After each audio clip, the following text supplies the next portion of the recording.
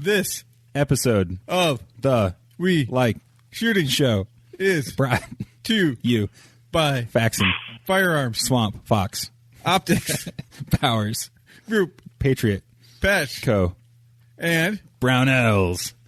That was the best ever. Welcome to the We Like Shooting Show, episode 349. Tonight we're going to talk about optics testing, James Madison Tactical, CMMG, weird training tools, Josh Fralick, and more. Our panel tonight coming to us live from Ohio is Jeremy Paz, Derek, Savage 1R is dead, Aaron Krieger from Michigan checking in, Nick Lynch beside me. My name is Shawn Heron, and I want to welcome you all to the show. Oh, boy. Jeez. What was that, guys? I think next time we should try it with 3 people. Do you know how hard that would be? I'm actually willing to try. I am definitely willing to try because I kind of like the way that went. It was a little weird, a little bit unorthodox. I got to say, a Swamp Fox tripped me up. You're like Swamp Fox. Because it's 2 words, but it's one. It was absolutely wonderful. All right, let's get into it real quick. And I guess it's just kind of fitting that the first thing we're going to do is talk about Swamp Fox Optics. I actually got the opportunity to go film with them some new stuff that's coming out very, very soon. And then I got notified today that the Liberty and Justice, some production samples are actually in, so they'll be shipping those out. Those are going to replace the Kingslayer, basically. And, I mean, we got to see some new stuff, which was amazing. I actually spent most of the day today looking through all the different LPVOs that I had and just taking pictures and comparing pictures and clarity on both 1X and max magnification. It was actually very, very interesting. But Swamp Fox is doing great things, constantly coming out with new products and constantly improving. The Blade Prism sight is awesome, and we talked about that in our videos as well as a couple of recent episodes. So anyway, go check them out, swampfoxoptics.com. Coupon code WLS is Life saves you 25% off all day, every day.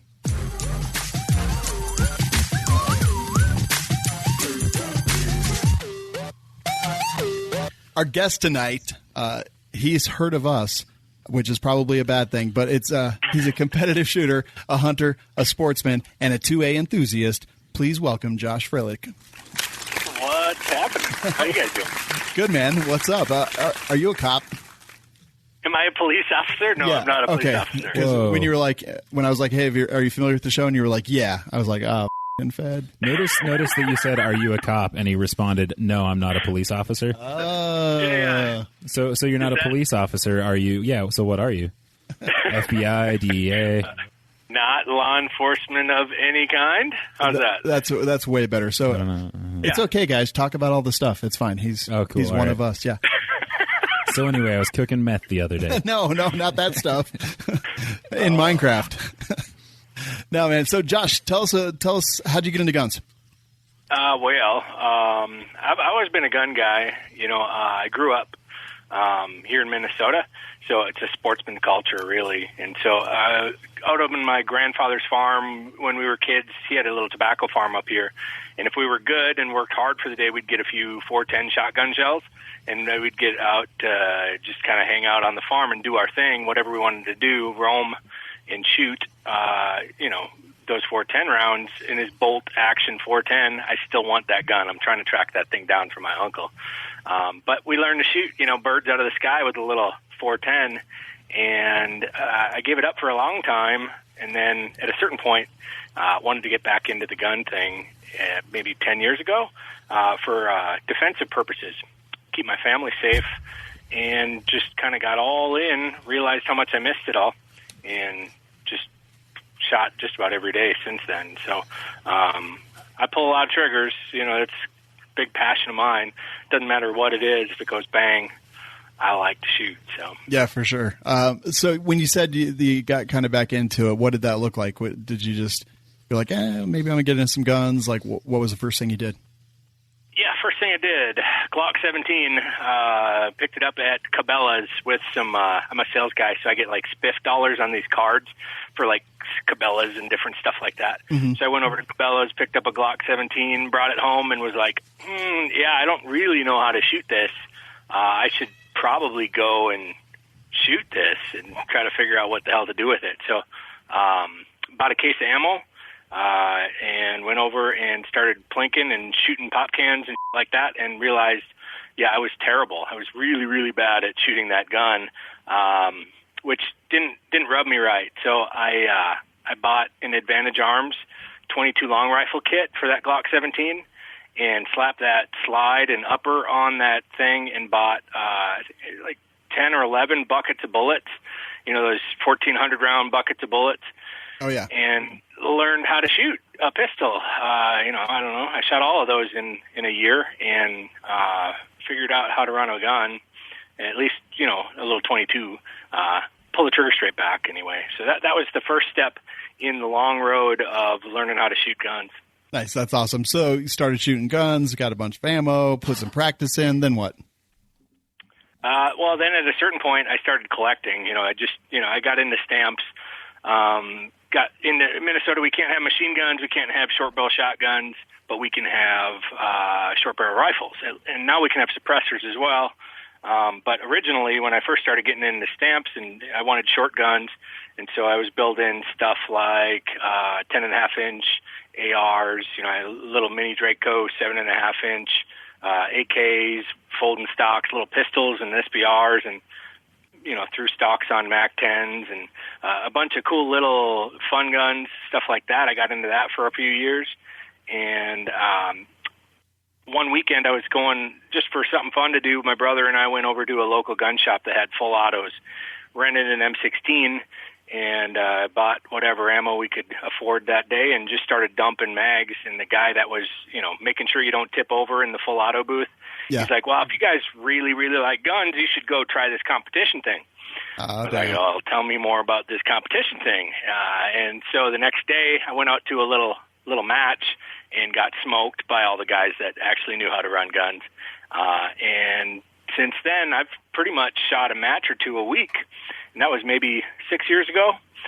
So, that I'm a nut. I'm addicted to anything that makes me feel good, and guns make me feel good, and so I shoot them often and compete.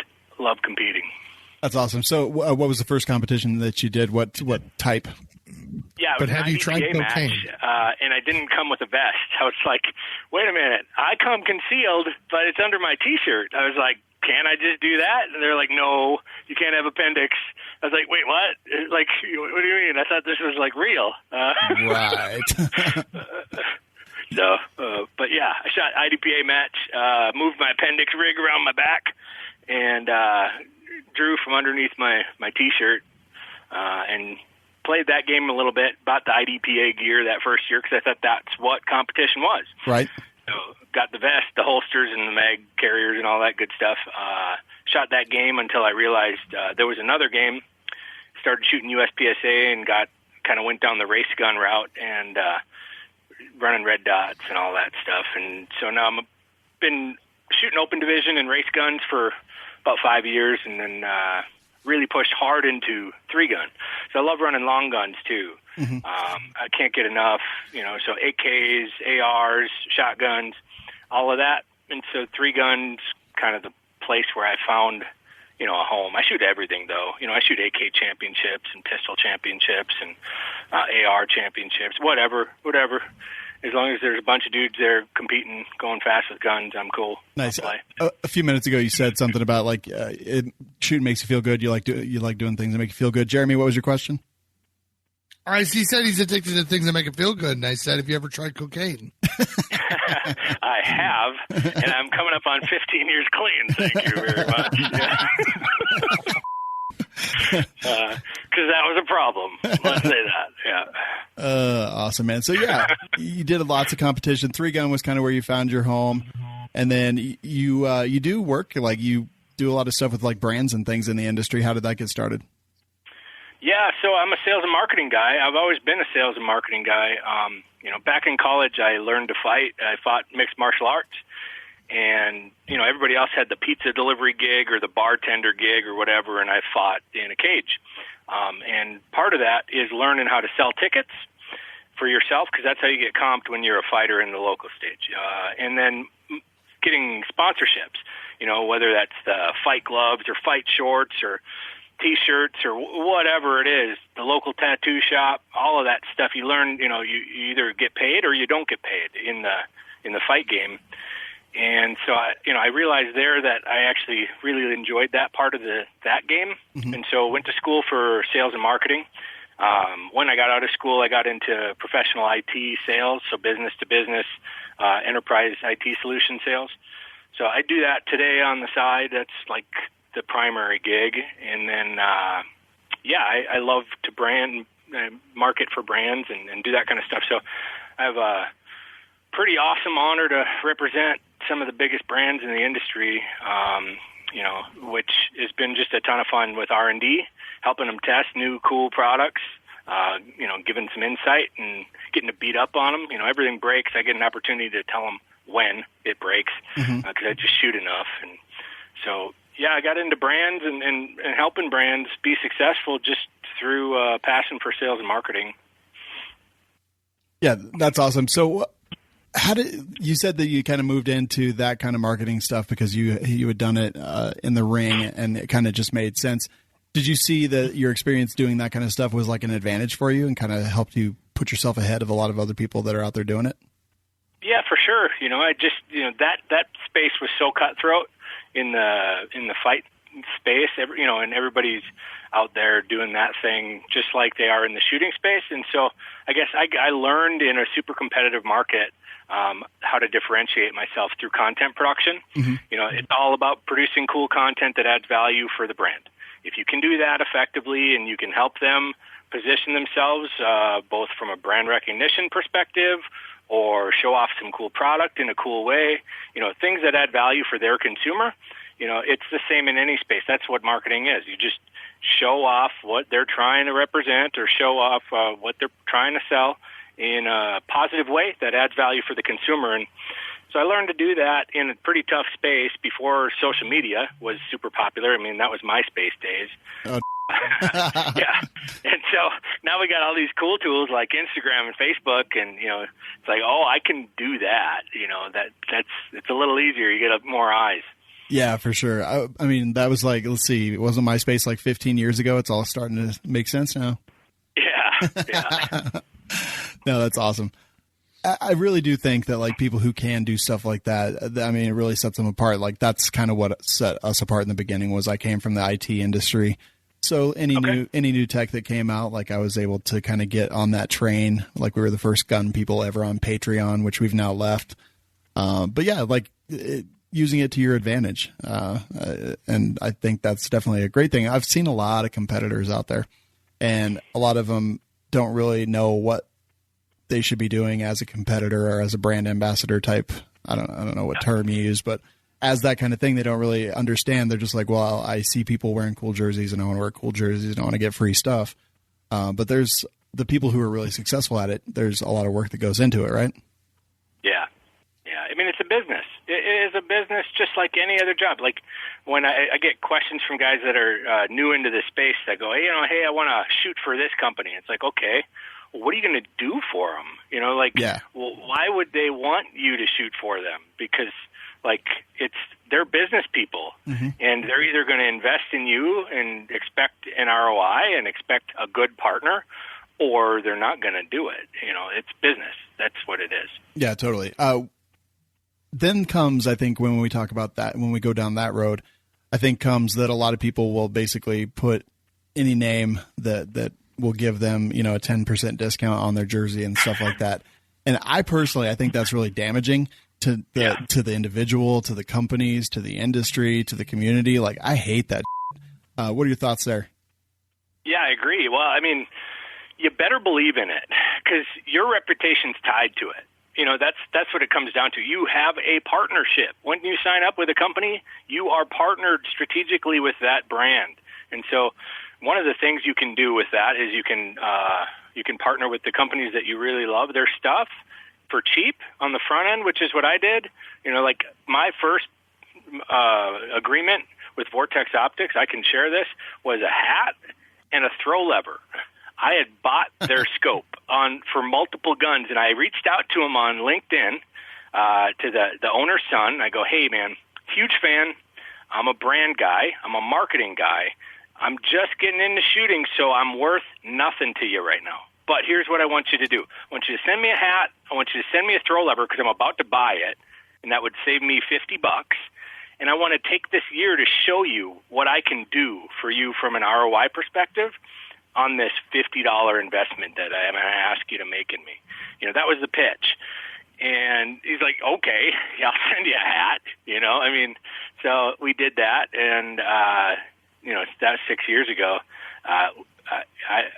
I get more than a hat and a throw lever today. You know, we've got a strong partnership. No, that's awesome, man. So you get like 2 hats and a throw lever? 2 hats and maybe a bumper sticker? Sometimes even more, like 3. Wow. Yeah. Wow. Woo. What are you going to do with 3 hats? That's just greedy, man. Well, they get sweaty. You know? You know what I'd do if I was a millionaire? What? Wear 3 hats at the same time. He said it gets sweaty. I was like, not if you're fat. we don't ever sweat unless we stand up or walk or I guess wake up, you know, stuff like that. Or even just sleep sometimes. I watched you break a sweat peeling an orange. Shut the Dude, that orange was huge. Let's be fair. That orange was... It was a cutie. Have you ever seen James and the Giant Peach? It was like that, but an orange. Right. And it wasn't even an orange. It was a clementine. And it wasn't an orange. It was Aaron's mom at Halloween. It wasn't even my mom at Halloween. It was Shawn taking his clothes off. Yeah, that's true. It was so Shawn peeling an orange is a euphemism for Shawn stripping? Yes. Okay. Yes. And if Aaron's mom is watching, I'm sorry. I don't actually know you. That was just a joke. I'm sure that you're amazing. It was a prank, bro. Yeah. It's just... Aaron, why does your face look like you've been licking holes? Oh.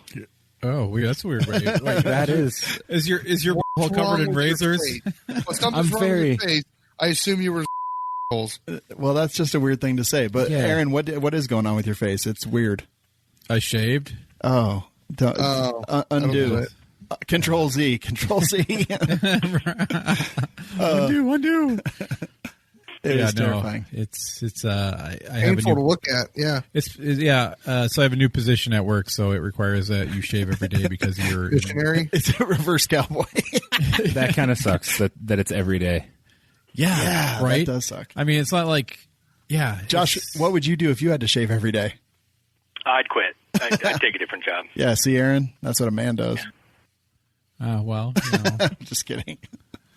Dude, he has to buy his own stuff. Aaron's not a man, we know. Dang, Jeremy's being mean to Aaron tonight. I like it.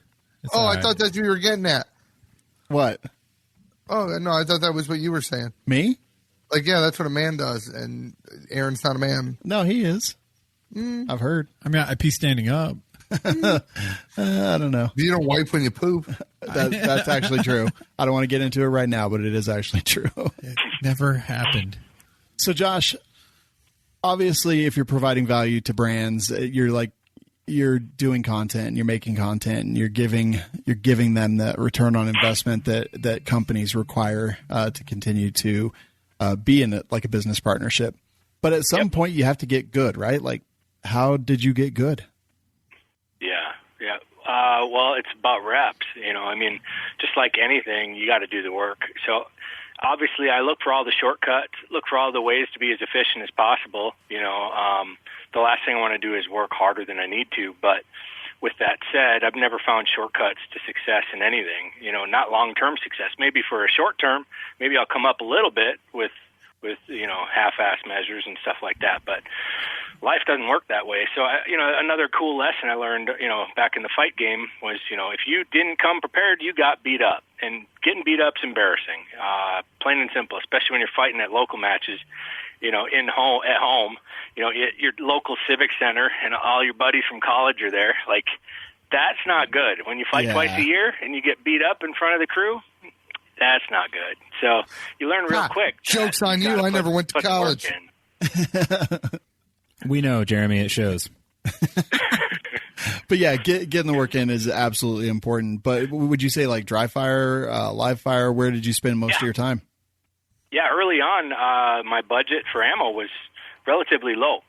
So it was 22. I was still shooting that 22 conversion kit. I had put a 22 conversion kit in an AR-15. And, you know, I had a 100-yard area to shoot in the backyard at the property that I bought a property that it would allow me to shoot which gave me some freedom and flexibility over, what I had before that. And then dry fire, I was known to do, pretty consistent 6-day a week, 30-minute to 45-minute dry fire sessions for years. I do a little bit more live fire today. I shoot for federal, and so I have some ammo that I can shoot on a regular basis, and so I do shoot just about every single day, a couple hundred rounds at least, and so that's changed a little bit as the budget's changed a little bit. But dry fire, I learned to manipulate firearms, quickly, efficiently through dry fire. You can absolutely get a lot done that way. And I live in Minnesota, so winters are still all about dry fire. I'm doing 20 minutes, 30 minutes a day. Yeah, cold as hell, man. Yeah. So that's awesome. I mean, like, hold up. Speaking of cold, okay. Okay. So it's like 50 degrees out here. So it's not that bad, but I shaved my beard, and oh my God, my face was so cold at 50. I was like, it's the worst. It's the worst, isn't it? I shaved my beard in the summertime once, and I was like, why? Why does it feel cold? I'm like, I'm wearing like a scarf, a hat, like everything in front of my face. I'm like, thank you. It's cold. It's so You're weird, doing man. a service to humanity. I've had a beard since I was 16 years old, or facial hair pretty much since I was 16, and this is so hard. Dang, you had a beard when you were 16? Yeah, I had a full beard at 16. I was buying beer at 16 too. Oh, congrats. That's awesome. Yeah. We see a picture of Aaron at 16, and it's all like patchy and. Oh no, dude! It was a good full beard. Was nice. Wasn't Aaron just calling us alcoholics? He's like, I bought beer at 16. Right? Yeah, but I didn't buy like all the beer, and I didn't drink it every day. I mean, I didn't drink at 16, too, but I was just very tall. Yeah, you were like 7 feet tall at 16. 6'4". Yeah, he walked in. He was like 6'4", 120 pounds.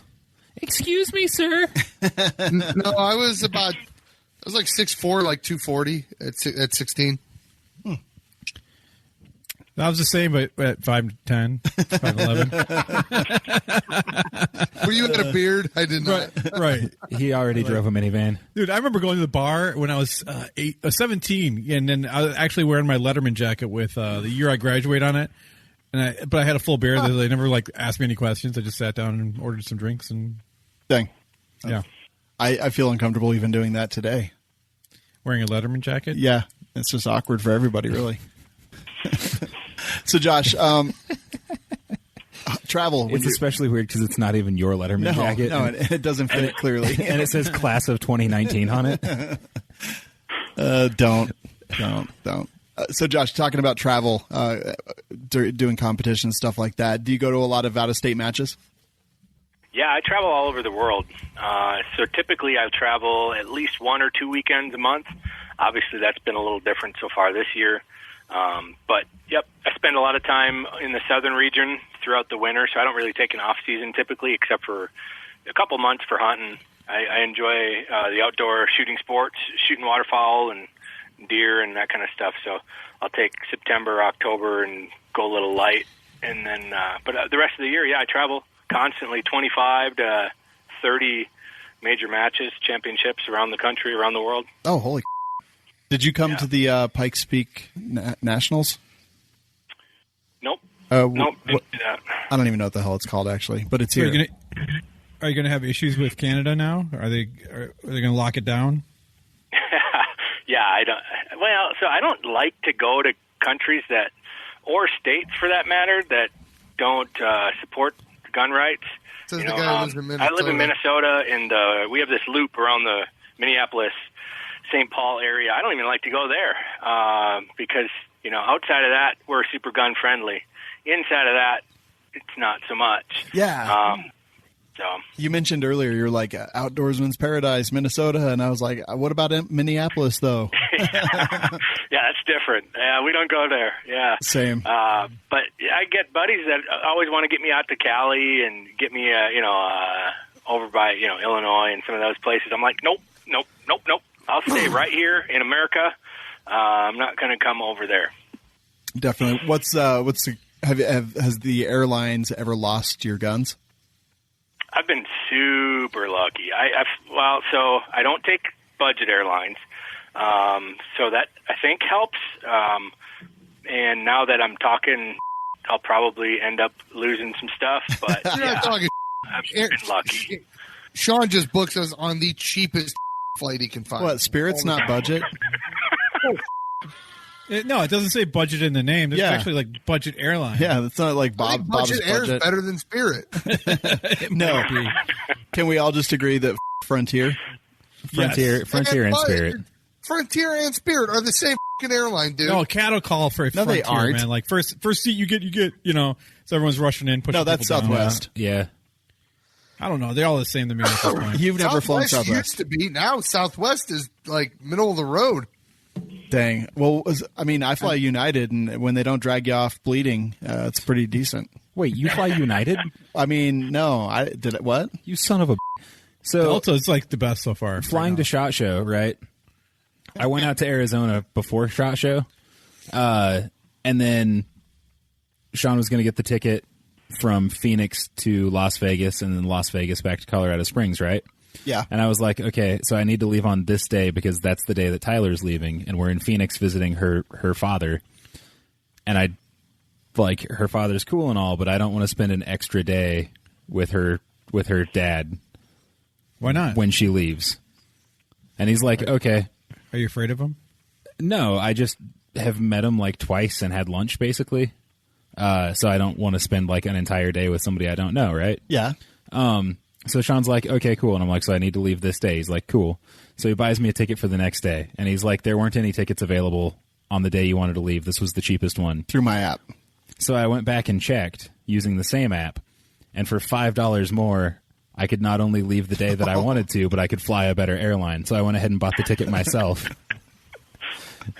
That's awesome. Okay, well, That sounds correct. well, first It of all, all of you. I literally sorted by cheapest, and then there was the flight he bought me, and then the flight directly under it. Where I was like exactly the time I want to leave, exactly the day I want to To leave. be clear, better airline. when I book my tickets, I buy the cheapest. I don't care what time it is. I don't care what airline it is. I know what day I need to go, and that's the ticket that I buy. So every one of you. Because he definitely does. Yeah, well, trust me. oh yeah, no, he just sorts by cheapest, plus or minus like 7 days. He's like, I'll get you guys there, but it'll be okay.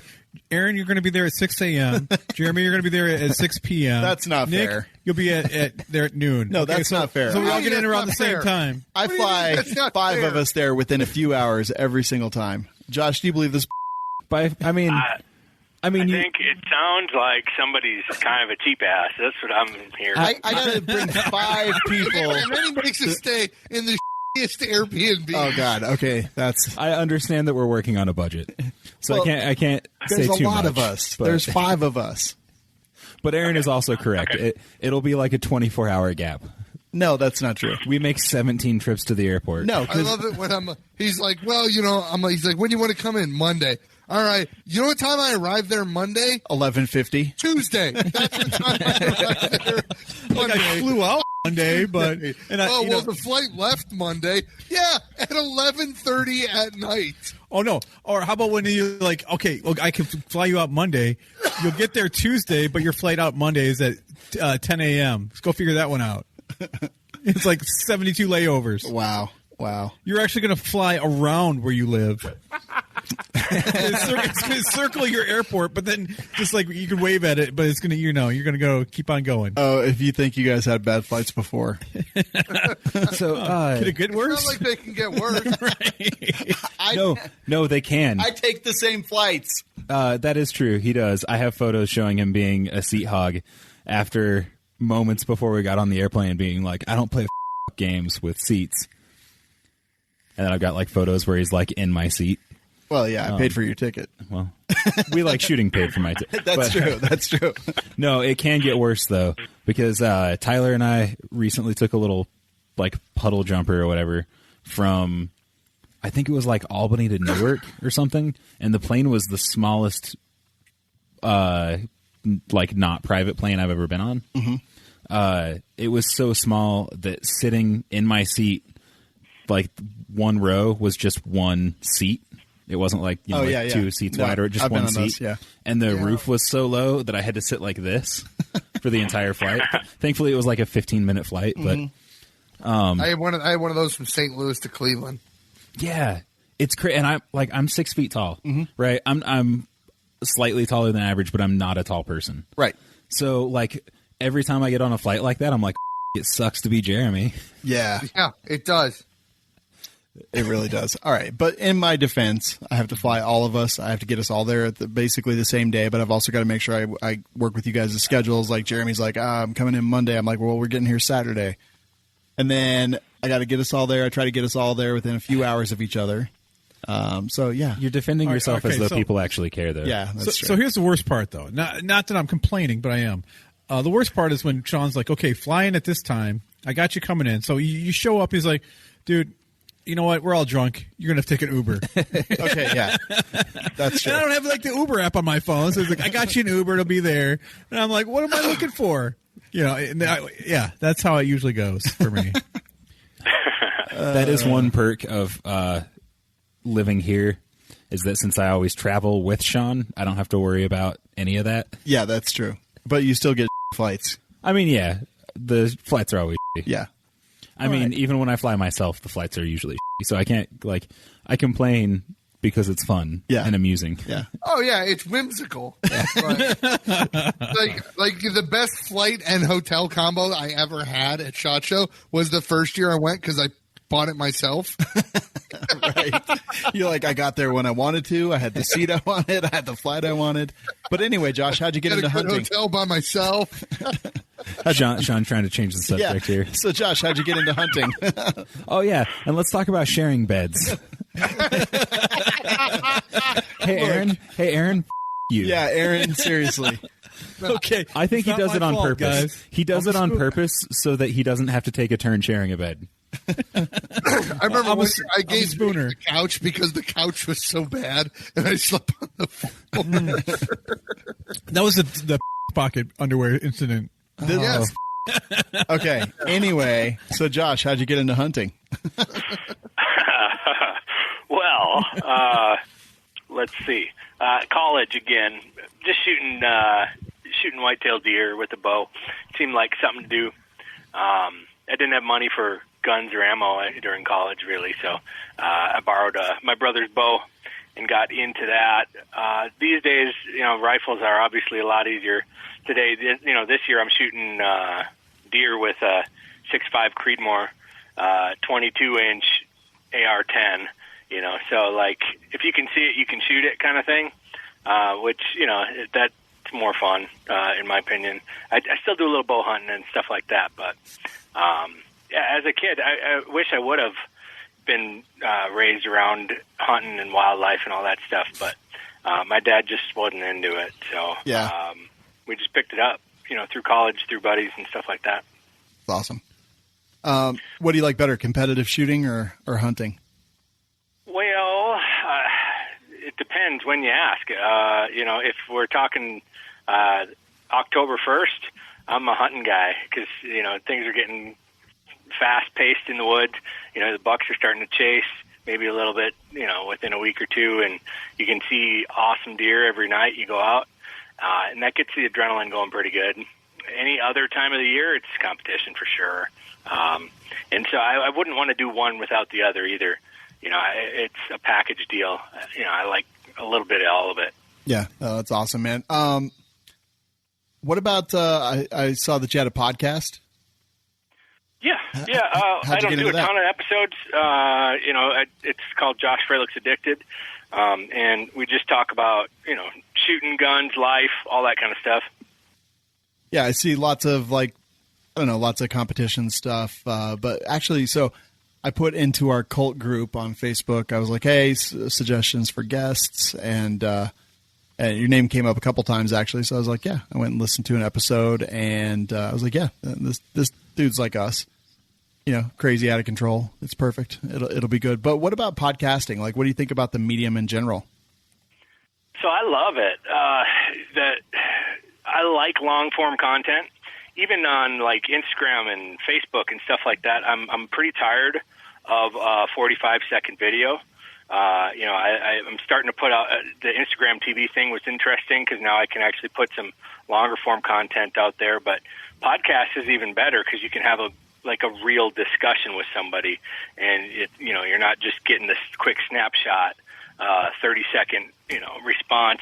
Somebody gets an opportunity to just dig in with you. So I love the medium.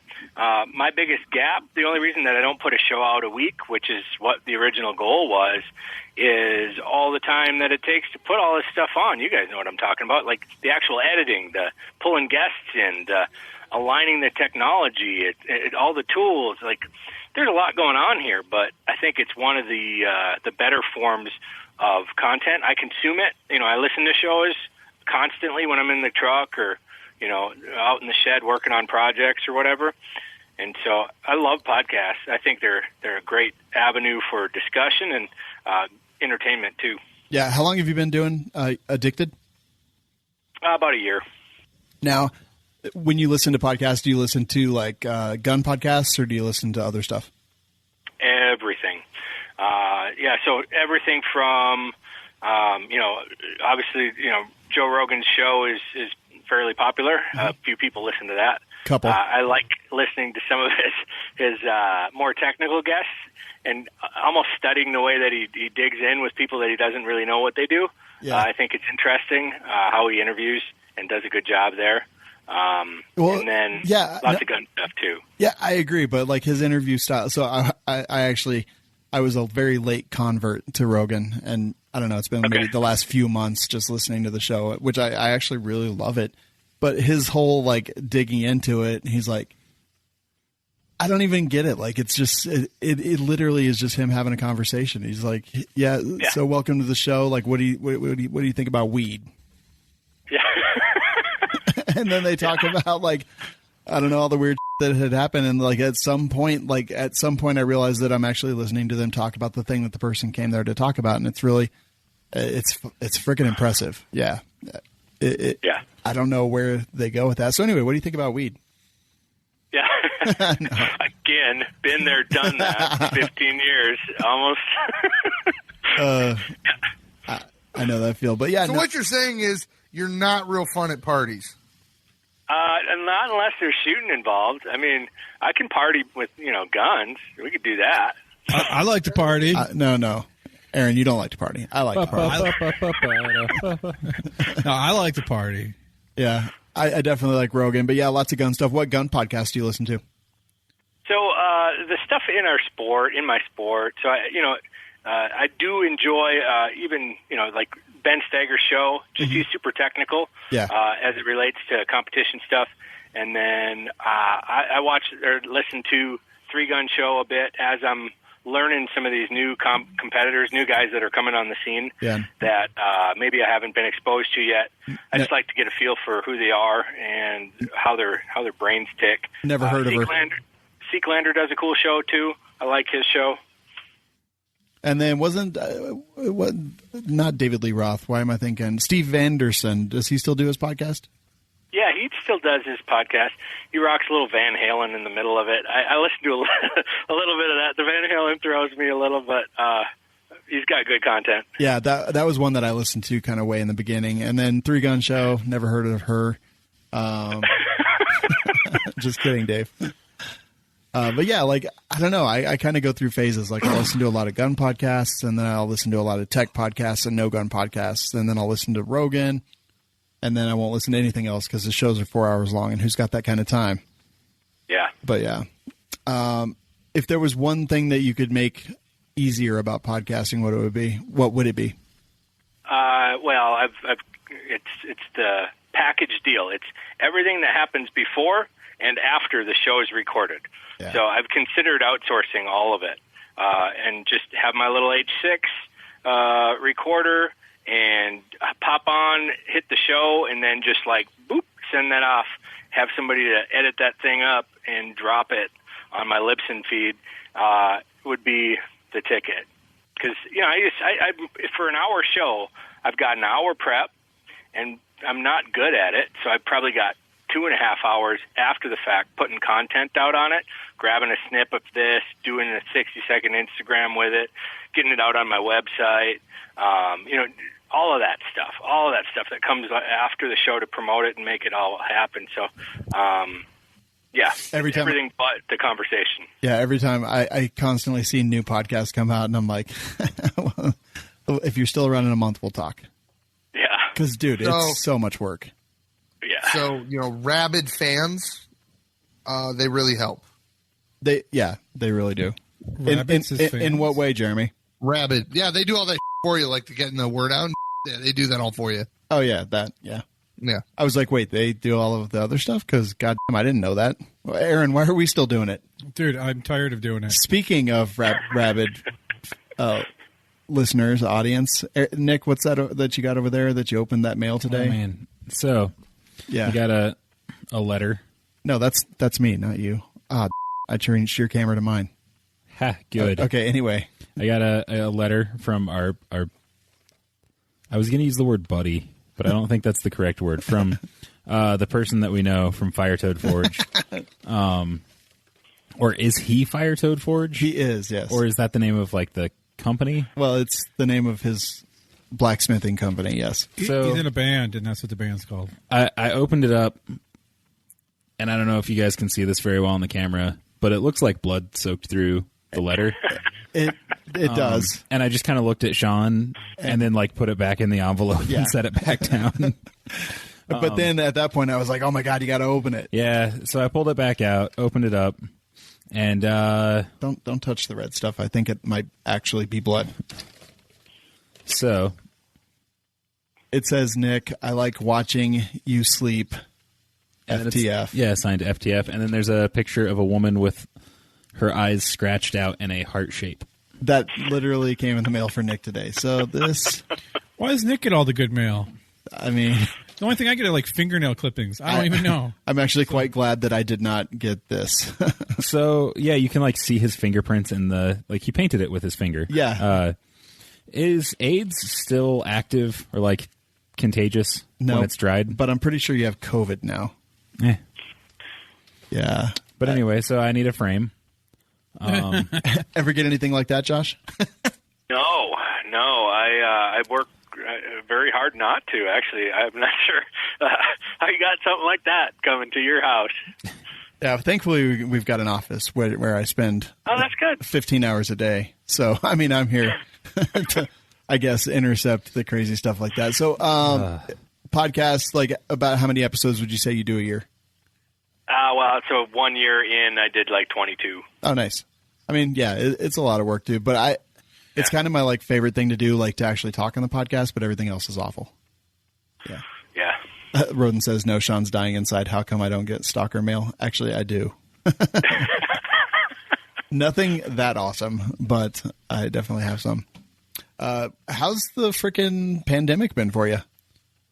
Well, I'm pretty blessed. We bought this big old farm in November, so I've been saving since I got into guns for the property that I could build a legit range on, and so we moved here in November, and I've had gun projects ever since. So I built a 50-yard shooting bay. I built a long range setup out to 500 yards, and outside of the initial heavy equipment work, I did a lot of it myself by hand. And so I've just been working 2-3 hours a day building this range that I now call F5 range out in my pasture here at the farm, which has been a pretty crazy adventure. So we don't leave. You know, I threw a couple gates up at the way to get into the property, the driveways and stuff like that. And we just hang out at the property, and we got chickens and we get Literally groceries like chickens once and in a while, feces. and we just hang out. If you have chickens, you also have Yeah, lot of plenty of yeah. But lots of eggs, and I like eggs, so we eat them. That's awesome, man. I mean, that's pretty cool. Yeah, like my life hasn't changed a whole lot. Nick, has yours? No. I mean, clearly I'm not trying to diminish like what people are going through. Like clearly people are having a rough time out there, and it's gotten kind of crazy, but it is nice to kind of not worry about like going to town a lot, I guess. I mean, we do, but like for you. Yeah. You go to town now, Shawn? I'd do what I got to. I'm not so. I don't downplay it either for the world. It is what it is, but I'm not worried about it. if I get sick, I'm going to be okay. I personally believe that. I'll just keep myself away from my parents and the people that I'm worried about that are potentially at risk in that scenario. So I just keep living, but there's nothing to leave for. I work here at home. I'm on, WebExes and stuff like that all day. All my matches around the country are canceled. So, I'm here, and there's nowhere to go. So I'm just hanging out and might as well, I got like 2 years worth of projects done here at the farm while I've been around, waiting for the world to start back up. And so, pretty pumped. 2 weeks from now, I guess Missouri's open, so I'm going to take the truck down to Missouri and go shoot a JPPCC match, Midwest Championship down there this week, or 2 weeks from now. Nice, to man. Get back on the road, which would be pretty sweet. Yeah, I've been seeing some matches open up. Like a couple of our local ones have been like, okay, we're on. Wait, never mind, we're off, and then they cancel. But there's definitely some starting to go on, which is kind of nice. Nice to see. Yeah, I got a new travel plan with this whole pandemic thing. So usually I fly, and then I stay at the hotel, whatever the close, decent hotel is. And I was worried about all that stuff getting shut down or me not being able to do it. So I'm driving down, and I found this camper site where it's like Airbnb for campers. Nice. And I got this camper dude who's delivering my camper to the range with like water and everything, hooking it up there for me. And then I just show up and stay in this camper, and then they pick it up when I'm done with it, and I drive home. I'm like, this is perfect. I'm going to do this way now. Why don't we do this? Yeah, that sounds awesome. And we wouldn't need a rental car because we could just drive the camper everywhere. The RV. Can you imagine trying to find camping, trying to find parking, like in any of the places we go to with an RV? No. So you know what, guys? I'm technically certified to drive UPS trucks now. So I could drive a camper. Yeah, well, I was I'm literally the only one here with a pickup truck big enough to actually haul a pull-behind camper. True. Aaron, why don't you just get a UPS truck and we'll sleep in that? I've been looking at those things, man. I'm the only one here. Want one. I'm the only one here with a school bus. So. I was going to say, where's your school bus, Nick? Yeah, Nick. Hopefully it'll be here in a month or two. That would be awesome. Are you actually buying a school bus? Did I miss this conversation? He owns. I have a school bus. When did you get this? A couple months ago. What did we talk about this? Did we have a conversation? How does everyone know but me? Know. I think I put pictures in Slack. Yeah. Remember, because we talked about getting a school bus, retrofit, and I said, buy a school bus, send it to my house, I'll retrofit it into a RV, and Nick was like, I own a school bus. This was like 6-8 months ago. Yeah. Man. It was like last fall. I had no idea. Yeah. Congratulations, Nick. I'm pretty stoked about it, except it's not going to be an RV. Why not? What's it going to be? It's going to be a workshop. Oh, that's cool. I guess that's cool. With a little bit of sleeping room in it. Josh, what do you think best things about the competition community are?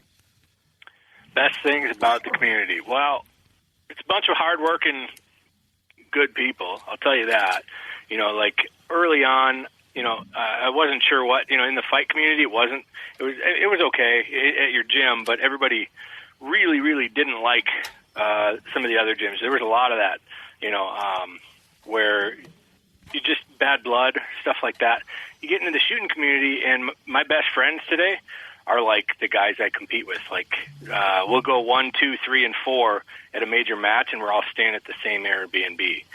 Like my best buddies are my closest competition today. And so, it's cool. They're just good people, like-minded, hardworking people that don't take shortcuts and they just put the work in. And so, I like it. Most of them are pretty humble. Most of them are pretty approachable. They're just regular dudes that like to pull triggers. And so it makes it a fun atmosphere when you can go out there and compete with that group. And they're welcoming. The biggest thing that most people don't come out to a match because they're a little bit uncomfortable. Obviously, you're going to get smoked. You come out to your first match, you compete against people that compete week in and week out and pull triggers every day with a dedicated purpose of being fast at it. Yeah, just realize, set your pride aside and then come out. But everybody's super welcoming. So, it's while you may be intimidated to come play the games, you shouldn't be. You should just come out there, be humble, and soak up what you can, and that group is super helpful. So I tried to tell Aaron that on his first match, and I said, dude, just go slow, take your time, don't worry about it. You know, you don't want to, like, make a mistake and then DQ. And that's what he did. I knew this DQ story was coming. There's no shame. I knew it was coming. What do you think? The guy, the RO was wrong. Of course. I didn't break the plane. Of course. okay. Josh, what do you think are like kind of the worst things about competition, or the things that you'd like to see improved? Like, I definitely see some disturbing trends. I'm curious what you think. Bi-curious? Yeah, no, that's a good question. So, well, I mean, obviously, the prize table stuff drives me nuts. So, like, the fact that everybody needs to get a prize, you know, it's socialist nonsense, in my opinion. It is what it is. I agree. So I love seeing winners take prizes. You know, winners of classifications, sure. Winners of divisions, sure. Top three, whatever. If that's what the match can afford, do it. But having, like, Mr. 375 in the match get a prize for showing up and then complaining about it drives me crazy, because that doesn't do the brands that supported that match any favors, right. You know, because somebody's complaining about the free stuff that they got for taking almost last. And so, like, I love all the support we get in the sport. I just wish that, you know, it wasn't at socialist prize tables. Like, either don't even have a prize table. I don't care. Like, I just want to come compete with my buddies and see who's the best at that match. But, like, there's a lot of grumbling about that kind of stuff these days, and I wish people would knock it off. What's the fix? Just, like, stop giving that out? And then if that is the case, do you think that you see less participation? Well, no. I don't think you see less participation. I think if anybody is doing it for the prizes, you could find a better hobby. You know what I mean? Like, it costs $1,000 to go there. You probably took something for that's worth $250 off of there, the table. You know what I mean? Like, if you're in 375 place, whatever. That's an example. The fix, though, I don't know what the fix is, because like, if I were going to do a match, it's a rifle, like, here, I got a range here at the mat at the place now. If I was going to do a match, I'd do a cash match. I'd go, you need to pay $1,000 to come play, and winner takes all. Or top three get whatever, and then it's our money that's invested. So you're invested, and if you win it, you take it. Like, that to me sounds interesting, almost like betting pink slips in a drag won't race. Be friends for very long. On top of it, too, I mean, like, when you got guys who are good as you showing up, and then there's, like, these guys who are the lower level echelon people, like, they're never going to get the money. All they're doing is just paying you to shoot against. Well, they would stop showing up. It's almost got to be like golf, where there's that you have to, like, qualify. Okay, I can see that. I mean, I like the idea of that, but yeah, I mean, you'll see the best of the best show up because they think they can walk away with a payday. It's just, I mean, it's like any kind of other, I don't know, like billiards and bowling and, like, just any of that stuff. Like, you end up with those kind of cash only matches, and you end up with the best of the best, and that's kind of where it is. But yeah, I don't know, man. It is a good question. Like, how do you think we got there? Like, this isn't how it's always been. How do you think we got to the point where it's like everybody gets a prize? Well, so I'll tell you, it's tremendous sponsorship support of the event. I mean, companies in our industry are awesome, right? I mean, they step up huge to back up these matches and get their products in shooters' hands. You know, so, like, I would be totally cool with it. If you did give everybody a thing and nobody complained, high five. Everybody wins. Sweet, you got a thing. Great. Take it home. Use it. I don't care. Sell it. Whatever. Put it in somebody's hands that didn't have it before. But don't complain about what you got. That's the part that gets me nuts. You know, like, it's not that everybody gets something. That's cool. Okay, sure. It's the grumblings that it wasn't. Yeah, people who bitch about getting something for that didn't earn it. I totally agree with you there. Yeah. But I do want to do the cash match thing. So I think in the next year or two I'm going to do something like that, like 20 guys. Like, invite, you know, maybe 30 or 40 guys, whoever can come up with the dough and wants to come play, you know, and winner take all. and invite like Shooting USA up to video the whole thing, and somebody's taking home a bunch of cash. I like that idea. I want to go play in that, and I think it'd be a lot of fun. Who do you think are the best dudes and chicks in USPS, or we'll say 3-gun these days? Yeah. So, well, in open division, you got guys like Scott Green, Jerry Mitchlick. So somebody that you probably don't recognize the name, but John Waddell, he's like 17. He's a phenom. He is scary, scary good. Really, really good. So those are the guys. Joel Turner from AMU. Those are the guys I compete with. There's a couple other really good guys that we're going head to head. Any of us, if we're at a match, can take the match. It's a fight. TAC op division, I pay a little less attention. I care a little less because I don't compete in it. But like Daniel Horner and Greg Jordan, and those guys are still right up on the top. With like Nate Statskowitz from AMU, and there's a list of who's who in that division as well. And then limited and heavy, I pay even less attention to. So I don't know. I just watch open division real close. Yeah. I like guys that want to go fast with crazy race guns. Right. That's what I want to do with. Jeremy likes guys who go fast too. What? Oh, No, but like, I mean, it makes sense. This is the guy whose face looks like a. Oh, wow. Yeah, With but your glasses. face actually like takes. Right, that'll do.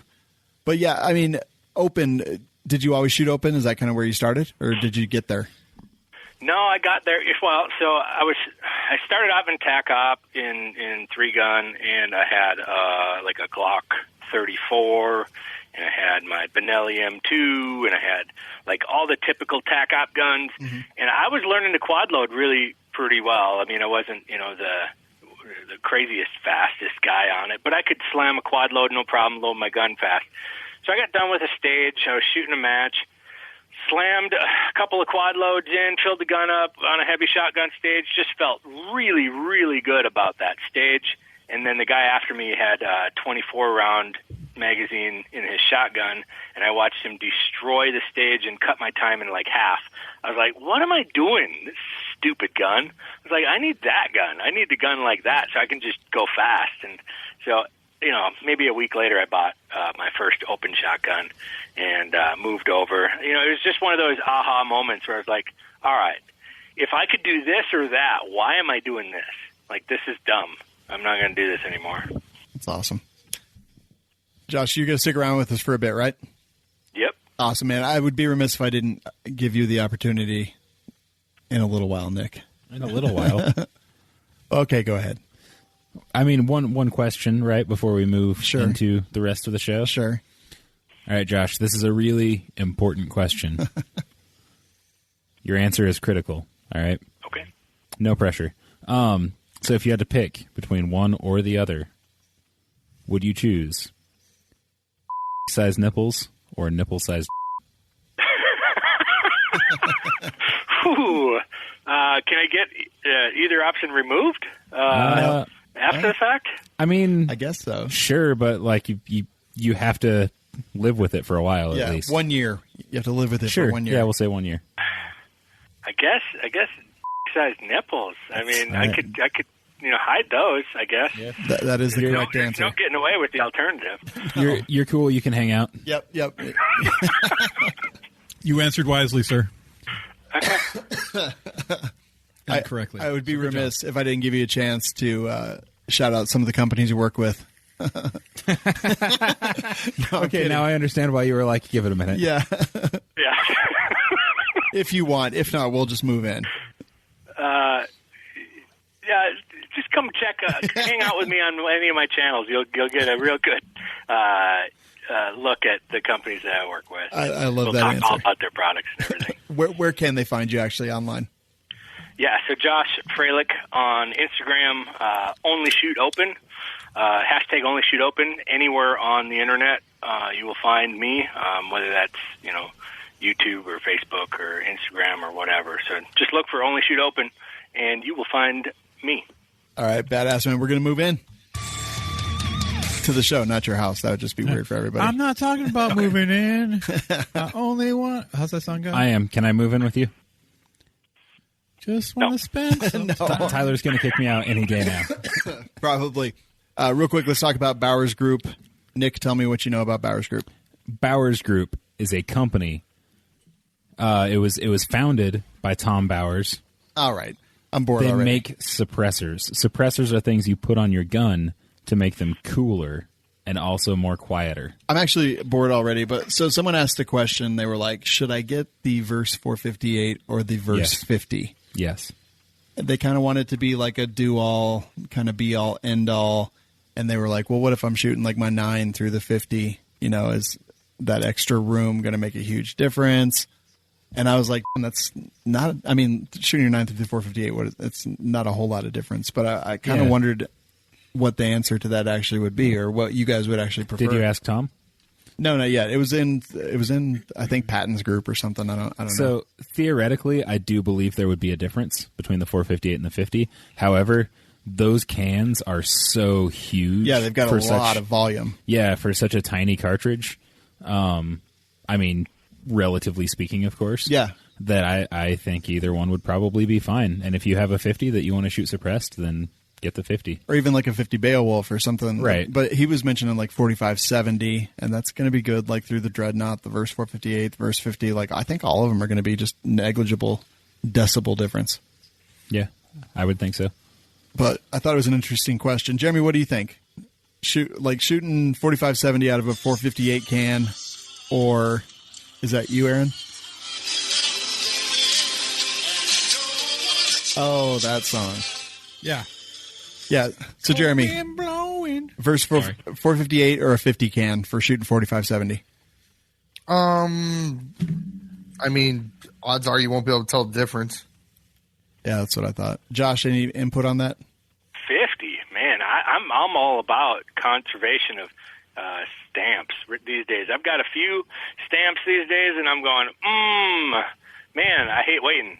So give me one can that I can stick on a couple of different guns, and I'll be happy. There you go. Yeah, I have an SOT, and so does Shawn. So we don't give a. Nice. Well, no. I got to do that. I'm thinking about doing that. 'Cause we can't have machine guns in Minnesota, but I could if I had my SOT. Yup. Yeah, I have like 24 cans. Technically, I own like 70 of them, but you know, Right. But they're for sale. legally speaking, and a bunch of machine guns. Yeah. So anyway, go check out Bowers Group. Here's the thing that I kind of wanted to, the place I wanted to go with that story is that Tom will tell you like what he thinks for your situation, what guns you have, what calibers you want to shoot through it. And yeah, he's pretty amazing. So go check him out, bowersgroup.com. Coupon code is going to be WLS, and it'll save you money on anything and everything that you go through for them. So that is Bowers Group. Where are we at in the show? I just got distracted because Savage showed up. Hey, Savage. What up? What's up? Oh, we thought he was dead. Wished. Sean told us you died. Oh, Oh. sorry. Hey, can you We run were three excited. gun We with a were having a fully auto? party. I would love to run a 3-gun match with a machine gun. I think that'd be hilarious. Well, like a fully auto shotgun too would be pretty slick. Is that allowed in open? I got an M16 and Abomination. So you can run full auto at some of the matches in the country. You're going to get smoked. I mean, you're going to have so many reloads to get through the course of fire. But there are plenty of match directors out there that would be like, yeah, let's go. Bring it. Yeah. I mean, not true if you put a 2-round burst in there and you just went, bruh, bruh, bruh, then you only have to pull the trigger once, and you're double tapping all your targets. I'd get a bunch of mics with. They'd be like 2 mics. God. Yeah, but I am going to shoot a carbine class with the machine gun soon. Nice. Yeah, I'm not going to tell anyone until I just open up during a drill. See if anybody notices the pin. Yeah. No. Yeah. Well, it's going to be. I'll probably shoot it with the suppressed 9mm because that thing's awesome. But yeah, I'll just go up there and. It'll be the first drill. It'll be like 2 well-placed shots, and I'll be all 30. It's the come at me, bro. Exactly, and I'll scream, "Stop resisting!" Hey, that's my line. All right, it is time for Gear Chat. Welcome back, Savage. So I guess all I really wanted to talk about was something I did today. I got out an LPVO, and I was trying to figure out the best way to take a picture of like what it looked like at 1x and then max magnification, and So I finally figured out, I had it set up on my desk. I was ranging out into some trees that are 100 yards across the parking lot and started taking pictures of them. And I kind of finally figured out how I could get the relief set up and just move, something a very tiny bit for each optic that I put in there. But there was tons of LPVOs and the results were kind of interesting. So, I guess some of the main differences were how clear the glass was, how big the field of view was. That was a big one. Basically, like the lower cost the optic, the less field of view that you had. Rick Birdsall pointed out that if you look through the other side at 1x, you'll be able to kind of tell how true 1x it is if you look through the other end. And so I was kind of doing that, but it was actually really crazy. Like some of these optics, like you're like, okay, now I truly get it. Like it's dark. It's kind of cloudy at max magnification. The eye relief is like literally just like a 32nd of an inch. And it was just kind of interesting. But when you guys look at an LPVO, like what are the key factors that you really look for? Jeremy, starting with you. That 1 power, if stated, is a true 1 power. That's kind of important. And then clarity of glass. If you have a BDC or whatever markings your reticle is in, does your reticle and does your turrets match? If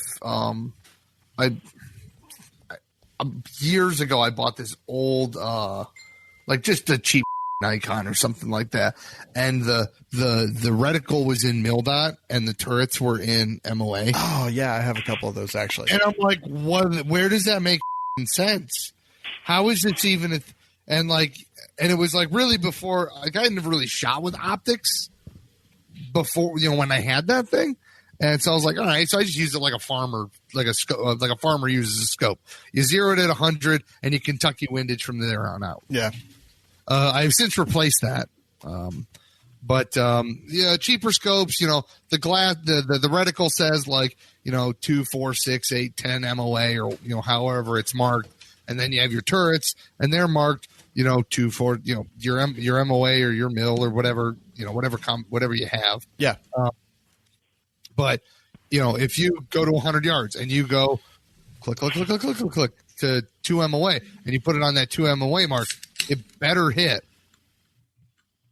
Yeah. You know what I mean? Yeah, totally. Yeah. Cheaper scopes don't do that. And there's, like Lil had that grid that she made. Yeah, the tracking test. The tracking test. She built it was like a two pieces of plywood with a grid on it that was exactly minute of angle at exactly 100 yards. And you could take your scope and go, here's your starting point, up 10, over 10, down 10, back over 10. Do you end up in the same spot? And she sent 3 or 4 Leopold scopes back. Yeah, actually. The expensive ones. Yeah. So, yeah, I mean, I don't know. It was really interesting to look through. I think I looked through maybe 10 separate, no, I'm sorry. 1, 2, 3, 4, 5, 6, 7 different brands or 7 different LPVOs and took pictures just so I could compare them all. And then I was like, oh, this would be good for the cult. And just kind of started sharing that. And it really was interesting just to see which ones were clear, which ones had a. I will absolutely without question say that the Vortex Razor Gen II HD, dude, that fucking field of view goes out to the edge. It's just like a tiny little black ring around it. Whereas some of the other ones, there's literally a half inch of black ring around the outside. Is that the 1 to 6 power Razor HD Gen 2? It is, yeah. I have one of those. They're sweet. Dude, it is sweet. And I mean, it really shows. It's literally on my 3-gun rifle. Yeah. Mine's on my barrel gang rifle, but it really shows. It shows where that $2,000 goes, and I thought it was interesting. Nick, what are your thoughts on LPVOs? What's important for you? On an LPVO, I would agree with Jeremy on a lot of that stuff. The clarity of the glass, having a decent, easily usable reticle. The turrets don't matter as much to me on an LPVO because I feel like most of what I'm going to use an LPVO for, I'm going to be relying on on a BDC. So once it's zeroed in, I'm probably not going to mess with it a whole lot.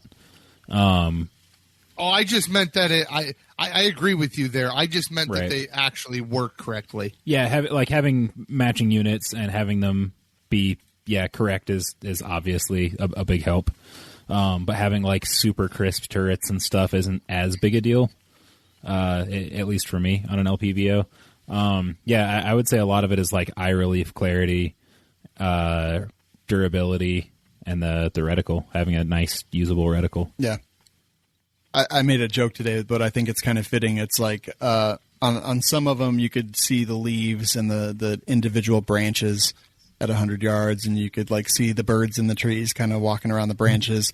But then on the $2,000 optic, you could see that it was a dark day in the middle of a pandemic in the driest May of record. And you could, it is kind of crazy. And it was just interesting. So I'll be posting those pictures publicly probably coming up pretty soon. I just thought it was a worthwhile thing. Now, Josh, I think the product you want to talk about is actually an LPVO, but when you go look at them, like what's important to you? Yeah, so what I do with guns and a rifle specifically is I shoot long ranges in awkward positions that screw with what you can see. I mean, it's never an optimal position where I'm shooting prone and I've got that full super sweet eye box right in front of me. And so, a good match director or designer will screw with you and put you in an awkward position so that you don't get that good, crystal clear, perfectly behind the scope image. So I want super clear optic all the way out to the edges. I want a forgiving eye box so I can be a little bit closer, a little bit further away from it. And then I like having illumination on like a really, really bright dot in the middle on 1X that is super easy to turn on and off. So I can run it like a red dot up close on 1X if I want to, and then slam it over onto 6 power or 10 power, whatever I want to shoot at next, and then, run it like a scope. So it's dual purpose. Truly, I run it hard that way. And so first and foremost, it's the eye box. I need that to forgive and be clear. And then second, I love running them like a dot. So bright dot. It's a big deal. Yeah, I was training with Don Edwards from Green Line Tactical, and he has a drill that he does where it's like close quarters engagement, like 12, 15 feet, something like that, to where you really have to watch your offset on man-sized target, and then immediately on a timer. So you engage that with, I think, 2 shots, something like that, and then immediately you swing, and you have to hit 200 on a steel target. And that was kind of when I fell in love with the LPVOs, because I was like, all right, I get this. This is, like this makes sense. Will I be in that position? Maybe not, but I like having that option. And I'm with you. I run it 99% of the time, probably like a red dot. But if I need to reach out, I think having that is kind of nice. Yeah.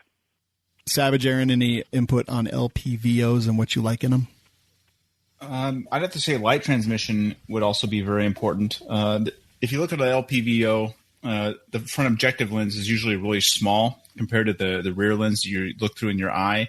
And for the most part, smaller lenses are able to collect less light. So if you don't have a lens that is optically set up correctly, the image that you're looking through will actually look a lot darker than what you see with your normal eye. So like the stuff we have from the Swamp Fox, when I look through it, the image that I see is just as bright through the scope as what I see with my regular eye. Mm-hmm. So I'd say light transmission is also a pretty big important factor, especially in low light scenarios, because if it starts getting too dark and you have a couple stops down in light transmission, then you can't see your target.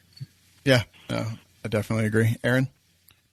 I think they should make more scopes for blind people. Hey, Aaron, That would be awesome. Your favorite LPVO, that Optison that I have, Yeah. didn't look that great compared to everything else. Really? Yeah, which is crazy because I know you love that one. It did have a large field of view.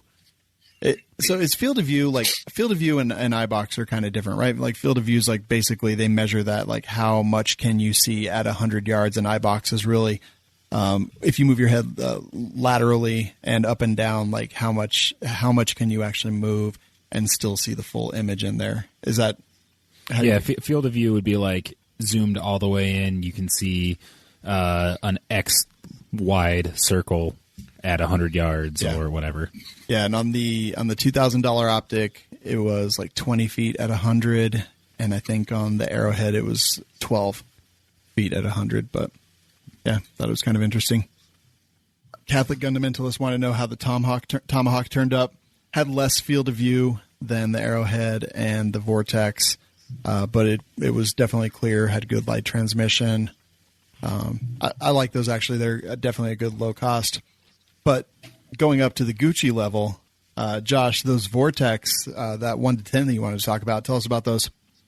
Yeah, so for years and years, we've been running second focal plane scopes in 3-gun. We've been running second focal plane for that bright center dot. I mean, that's been a big part of it. So, in TAC-OP division or the typical standard division in 3-gun, that scope is your do-all because you don't get a red dot like I run. I run offset red dots in open division. And so it's been a real challenge for scope companies, and still is a real challenge for many, putting that daylight bright center dot on a first focal plane scope. And that's relevant because we're slamming that scope magnification from 1 to 6, and let's say you get bumped and you're running a second focal plane scope. Now maybe you're at 5.5. Well, all of your holds just changed on a second focal plane scope. So if you're all accidentally at 4 and you thought you were at 6, you're missing those targets at long range. So first focal plane is pretty awesome because those BDC holds in the reticle mean the same thing at 1x as they do at 10. And so now they got that bright center red dot figured out, I can have that, and I have the same holds at any magnification level with the Gen 3 razors, which just allows me, I don't like to think on the clock. I don't like to think when it matters. I just want to run on instinct and just have one set of data to remember, and that first focal plane just lets me do that. So I've been running that about 4 or 5 months, beating on it, getting used to it. It's a little different. Reticle's a little thinner at low magnification, so you gotta get used to it. But you get up in that 6, 7, and you're good to go. It's super sweet to shoot through. So, it's been a nice change of pace going from the old school where I had to be, for the ammo that I ran, I would always run at 5X.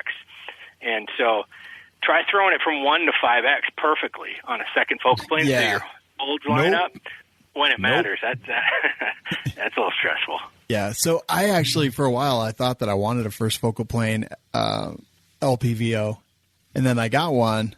Now, it is definitely not the Vortex that you're talking about. I got the Bushnell AR223, and we thought it was going to be great. But God, I hate it. Like, that one is awful. I would highly recommend but nobody ever buy that specific. I have one second focal plane LPVO, and that is a Burris MTAC. Okay. And I like it because of what rifle it sits on, and that is my M1A. Yeah, I like the Burris MTAC. That's the one that was actually my first LPVO. But man, that Bushnell, it's okay. First of all, the red dot in the middle, it's not bright enough to see in the daytime. And like you just mentioned, Josh, like the lines and everything are super, super, super small. So, but you can't really see them in the sun either on that Bushnell. And I was like, I really want a first focal plane LPVO, and then I got it, and I was like, God, I hate this. Why would anyone ever want this? So I'm curious to look through the Vortex. Tri-curious. Quad-curious. Yeah. Cinco curious. If I wanted to shoot at 2x, like two magnification, I'd still want that second focal plane scope because your reticle is distinct and easily seen at like 2 and 3x. Yeah. So if you're going to actually use it and shoot distances 200, 300, 400 yards with 2 or 3x, I don't know many applications for it, but there are some. Maybe you got a really, really wide field of view and you want to be swinging that gun and you want to see the next target that you're going to be transitioning to in that scope as you're going. So there are times I'll run 300-400 yard target arrays at 3x. In that scenario, that's the one time I'd rather have second focal plane. If you're really good, you just shoot out to 500 with iron sights. Yeah, if you're really good, you shoot out to 5,000 with iron sights. Come on. You, me, 500 yards, iron sights. Let's go. Do I have to bring a musket, or no? Your choice. Your choice. You can, and whatever you shoot, I'll shoot. All right. Your choice is between an M16, a Sharps, a Garand, or an M14. Okay. Welcome to the show, Savage. He's like a Skeksis. No optics. No optics. Not really sure where to go with that. KD cores. I've got 2 optics on most of my guns. If you've seen my guns, I get for having 2 red dots on everything. Like That's all you need is binocular vision with your scopes. Go Elmer Keith, or else you're not here, cool at all. right in the middle of your chest, and then Jeremy's like, you're not a real man unless you can shoot through a toilet paper tube with some string across it, making an X. Go Elmer Keith. What was it, like 1,000 yards with a 6 or 8 inch 44 mag on a moving elk? I mean, that's impressive. All you're right. shooting like this. If you can't pull that off. Are you guys all done measuring your with Josh? you win. You can have it. Right. What? So, Aaron, what's your product? The James Madison Tactical drop-in single-stage trigger. Who dat? Yeah, exactly. James Madison, Who is he's that? the founding father. I mean, I know who that is, but I've never heard of them before. I've never seen this company, their products they made, or anything. But I was looking at cassette style triggers today, and it was like it was under $100. I was wondering, like, why? Is it just because it's not known, or is it? I mean, it says it's like 3 to 4 pound trigger. Single stage is not bad. It's not. It doesn't sound that bad. I was wondering if any of you guys had experience with them, or it Not looks. them, but like aim style cartridge triggers. I've got one on my primary rifle, and I love the aim ones. They say 3.5, but it's less. It's less than 3.5. I am willing to bet. I love that their logo is like a saber-toothed cat. Yeah. Well, James Madison. He was known for riding a saber-toothed cat. Oh, okay. yeah, I heard he had sex with a bear. So, okay. When he was only 3. I heard he had sex with all of the bears. These triggers are, I guarantee these are rebranded, or I'd be willing to bet money that they're rebranded. They look really familiar, but I'm trying to. Yeah, the cassette, the way that it Yeah, is the shaped angle. is very. Yeah. Well, there's a lot of companies putting out triggers now, and they're like, these are our triggers, but I know well that they're just rebranding them. So who's making them that cheap that they can rebrand them? and sell Yeah, 'em? I don't remember because James Madison Tactical, really all they've done is made 80% like lowers. Yeah, and they're not even like good ones. They're like polymer 80% for like 308 and I think it might be maybe not. Maybe Rise Armament, is that who's blue labeling all this stuff? But Rise's stuff is more expensive than their blue label stuff or white label stuff. Yeah, I don't know. I kind of want one. Not gonna lie. I mean- I'll get one. I like triggers. Yeah, that's the thing. I'll It's give it a like shot. it's inexpensive comparatively for a cassette trigger. Yeah, $95, not bad at Brownells. Yeah. Yeah, no, I don't know anything about them. Request. Anyone else know anything? Yeah, I've never heard of him. Never heard of her. Yeah, it does look really familiar though. Maybe I wonder if maybe it's CMC blue label and stuff. I don't know. Is that what it's be called? worth White testing. labeling? Blue labeling? I forget. But yeah. Badge engineering. What is your favorite cassette trigger that you have? My favorite cassette trigger. Trigger Tech. Yeah, probably Trigger Tech. Without a doubt, Trigger Tech. Jeremy's is Elfman, Elfman, yeah. without question. I have 3 of them now. 3 of my ARs have Elfman triggers in them. I really like my Timney, too. I do not like my Hyperfire that much. It's funny because I actually hate the Timney that I had. I think I gave it to you, Aaron. Maybe. Wow, Trigger Tech is slightly. No, you gave me. expensive, though. I got a Rise from you. Oh, Rise, yeah. Not, I know, right? I get a rise out of you. Yeah. What, Josh? What are your favorite drop-in cassette style triggers? Well, so I've been just running. One of the things I learned early on was that when I tinker with stuff, I end up troubleshooting and screwing around too much. And so I partnered with JP Rifles, and I just let them build me guns. They build super sweet guns with perfect triggers and all that stuff. And so while my old Frankensteins were fun to play with, they never quite shot the way that the new stuff does. And so I just use the Gunsmith installed JP triggers on all of my rifles. That makes sense. But yeah, I don't know. I've always been kind of a trigger snob since like the very beginning, but I think Hyperfire is my favorite. But they're actually just now releasing a cassette style trigger, which I think will be pretty cool. It's not like theirs were complicated before, but they're finally kind of simplifying it. So those are probably out this year, if I recall correctly. Nick, what do you want to talk about? I mean, what did I want to talk about? Yeah. Or what did I put in Gear Chat? Yeah, what'd you put in Gear Chat? Okay. Well, wait. If you didn't want to talk about it, why'd you put it in Gear Chat? I was just, no, we'll talk about that. We'll talk about that. You guys don't want to talk about what I want to talk. Anyway, so Shawn, recently you got that. Are you okay, Savage? No, I just saw what you're talking about, and I am very suddenly interested. I'm listening. Okay. Shawn, you recently got that, as he leaves the room. He recently got a CMMG upper that has the radial, the radial delayed blowback system in 9mm. And we were talking about it, and he's like, it's super awesome. I love it. It's so cool. And I was like, that's pretty cool. Wow. That is pretty cool. As we've talked about a bunch, I'm building a 9mm AR pistol. So we talked about it a little bit.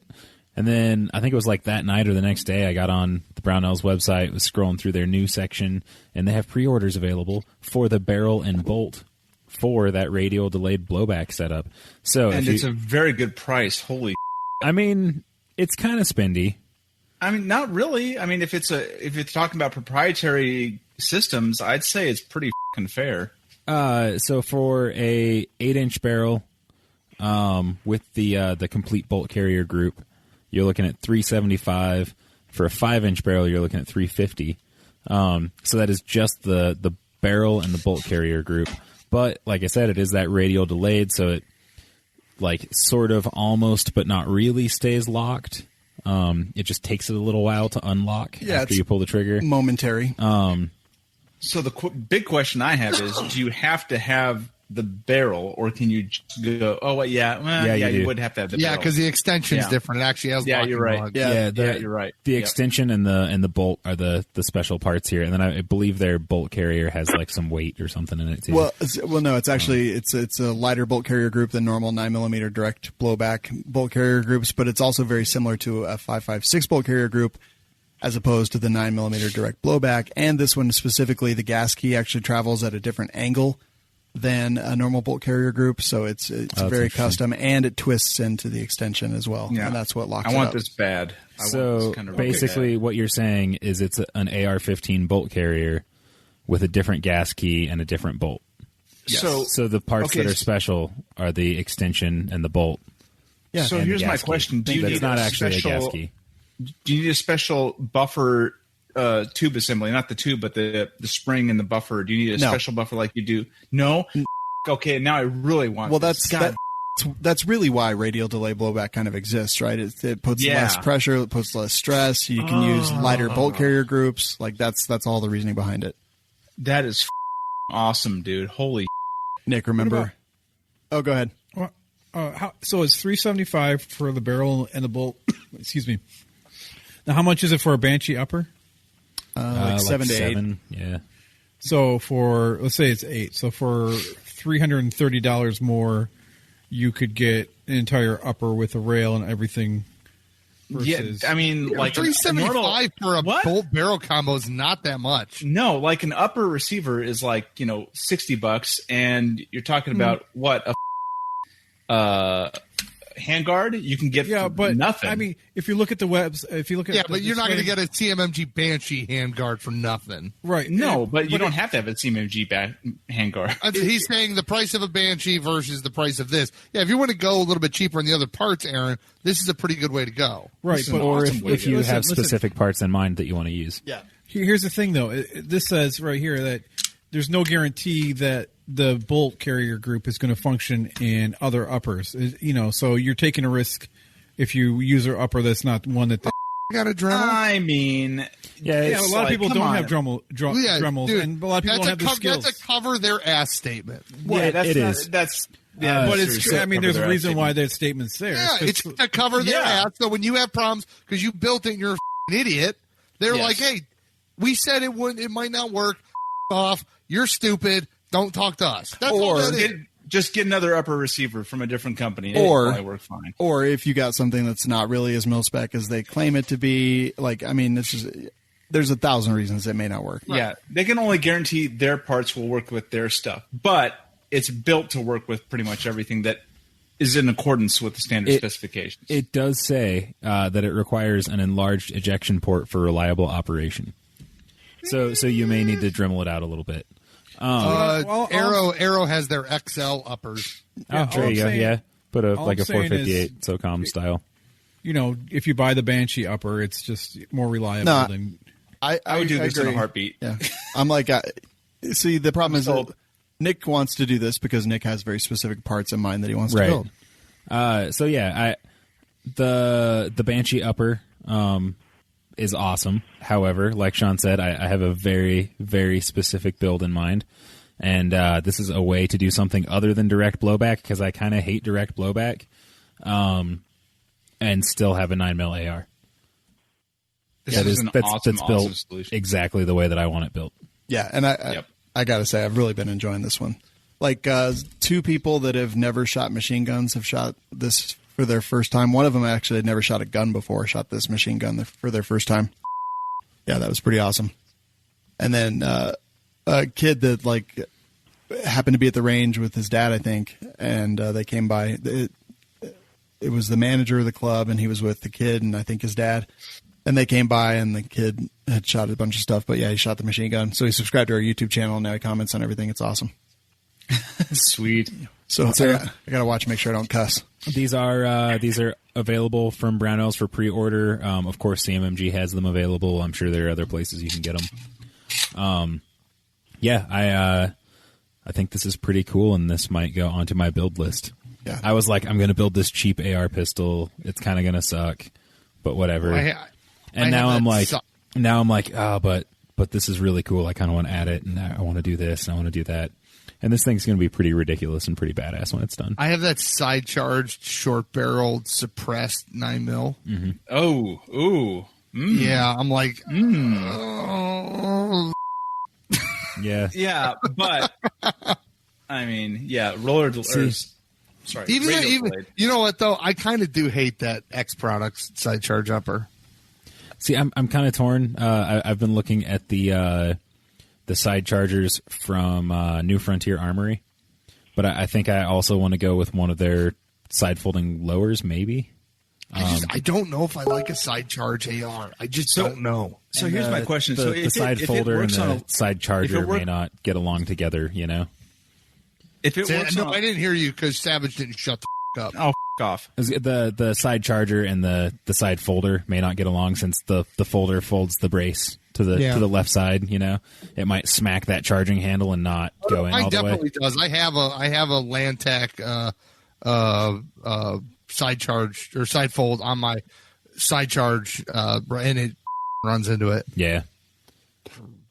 I almost wonder if, because I think the radial delayed bolt blowback, I don't know necessarily that it's that much different from a regular bolt. I know there's some slight weight differences, but I'd almost be willing to bet that you could probably take a side charging bolt from another manufacturer, put in the radial delayed blowback bolt and the pin, the radial delay pin, and it might work in one of those other bolts. Well, I'd love to see that happen. Most of the side charging uppers are a cam pin swap. Yeah. And that's it. There are some that have like a dedicated bolt, and most of those have like a fixed charging handle that reciprocates with the bolt. Mm-hmm. Yeah. I kind of almost wish I had a reciprocating bolt or a reciprocating handle on my bolt carrier, it is nice to have so I can figure out a way to lock it closed. Yeah. Oh yeah, you could throw your thumb over it or something. Yep. With the radial delayed, and that'd be cool. That'd be sweet. It is nice to have a reciprocating bolt on a repeating firearm. Yeah. Josh, have you done much pistol caliber carbine stuff? Yeah, I shoot A little bit. PCC all over the place. I shoot probably 13 or 14 championships a year. Oh, dang. So a lot of it. Yeah, I do shoot a lot of it. A little different guns than what you guys are talking about. I just run a 14.5-inch pinned, so I don't have to screw with any of the travel, ask for permission nonsense. Yeah. If you have an SOT, you don't have to deal with that either. Yeah. So there's another check to that list. Yeah. No, I think that's good because I do believe that at least for competition, a 10.5 would be ideal. But I run a 14.5 because it's easy. So it ends up being a 16-inch gun. But yeah, I run a side charge or a side charge and upper on my gun. Well, it's got dual charge, so I have side charger and the traditional on it. And then I run pretty non-traditional. I run a full PRS stock. So I got it set up just like my 3-gun rifle. It was originally set up as a training tool for 3-gun. That was shooting cheap 9mm for up close training, and then now I just got comfortable. I like how the weight sits in the back of the gun and eats up some of that blowback, recoil. It's an interesting concept. This delayed blowback, though, I haven't seen anything like it. Wouldn't mind putting that side by side with what I shoot now and just feeling the difference. Yeah, that's actually what we're gonna do. Yeah, I'm really anxious to get the two side by side and shoot them because I haven't shot the radial delayed yet. Let me know how it goes, and then I will probably get one, or that barrel bolt combo. Yeah, they are pretty awesome. I do have to say, this gun, I don't know if it's just because it's 9mm or I don't know, something about it. I love it. It's a ton of fun. I just need to put a can on it that doesn't have a booster because most of my 9 cans have boosters on them. And War Dog, bro. Yeah. I had that one actually on. When Angel and I went to the range the other day, we shot that one. It was good. It was fun. Savage, what's your product? So my product is a possible product. A product that could be, a product that may be, a product that I expect to happen. And it's coming from Innovative Arms. And this is something that goes back quite a long ways, all the way back to 1942. And I'm talking about the Welrod pistol. So Innovative Arms had a release on sturmgewehr.com talking about the possibility that they would be releasing a Welrod clone. Now, if you know anything about the Welrod, it is probably one of the most well-known clandestine suppressed 9mm pistols out there from World War II. It's probably one of the only. That's a very few ones. You just listed like the most specific category in the world where there are like maybe 2 guns that fit there. Yeah, maybe 2 guns. Maybe 2 guns. But it's one of the most well-known because it was so god effective. So the Welrod is a magazine-fed single-shot pistol, and you'd unlock the chamber, pull it to the rear, push it forward, and that would put around in the chamber, and then lock it again, and then fire it. The barrel had multiple holes drilled into it, so even if you had a supersonic bullet, the holes would bleed off enough gas so that it would slow the bullet down to be supersonic, and then it would have subsonic. Thank you very much, Aaron.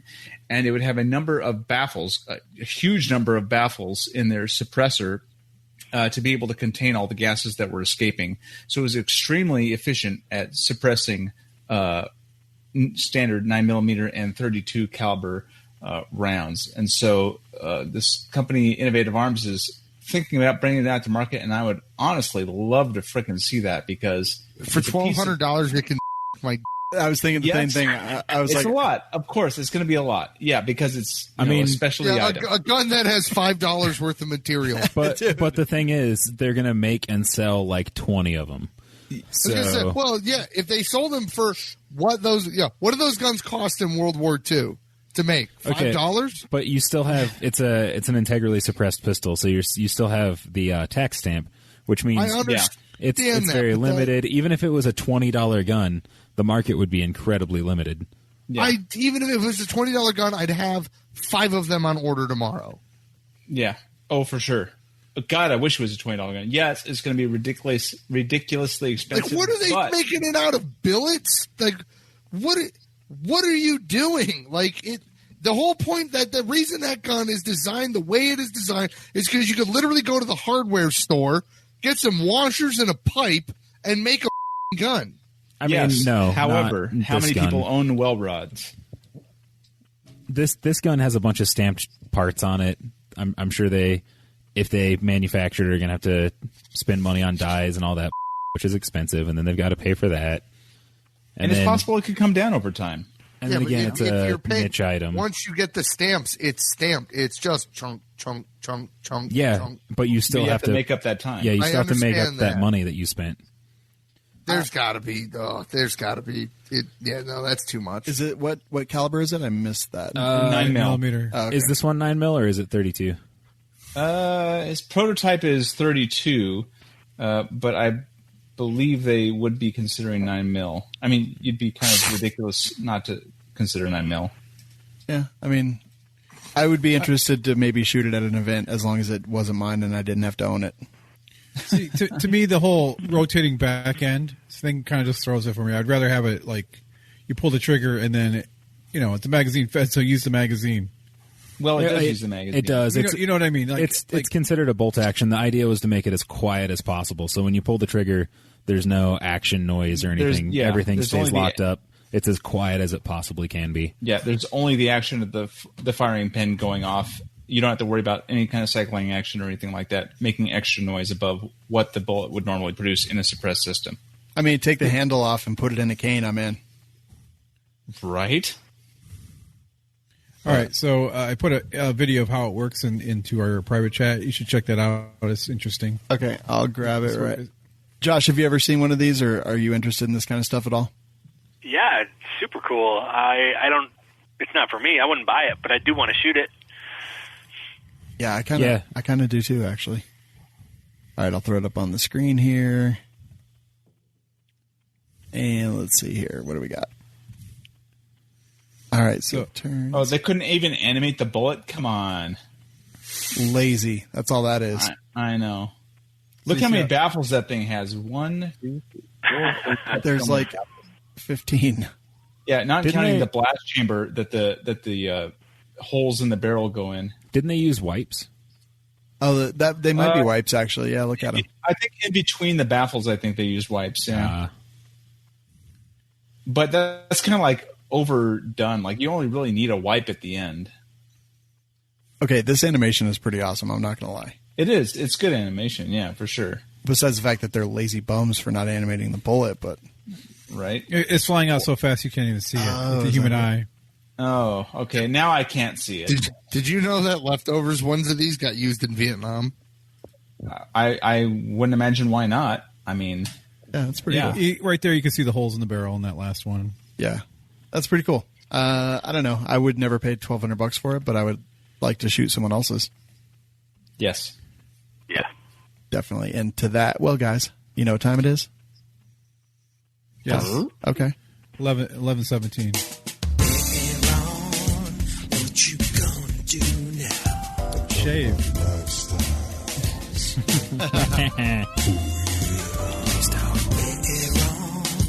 What you gonna do now? Talk about lifestyles.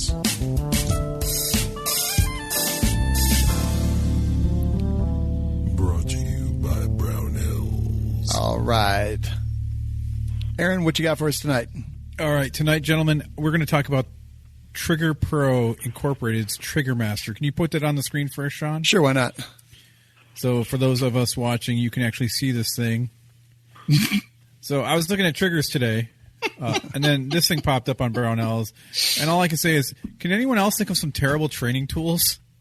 Because this looks like those things you grip that have the wire inside that to strengthen up your grip. Honestly, you can make fun of this, and I guarantee you I can name 3 people right now that are all elderly customers of mine that would probably actually benefit from this. Okay, that's a good point. I'm so glad it comes in pink, too, for the older ladies. Here's the thing about this, Jeremy.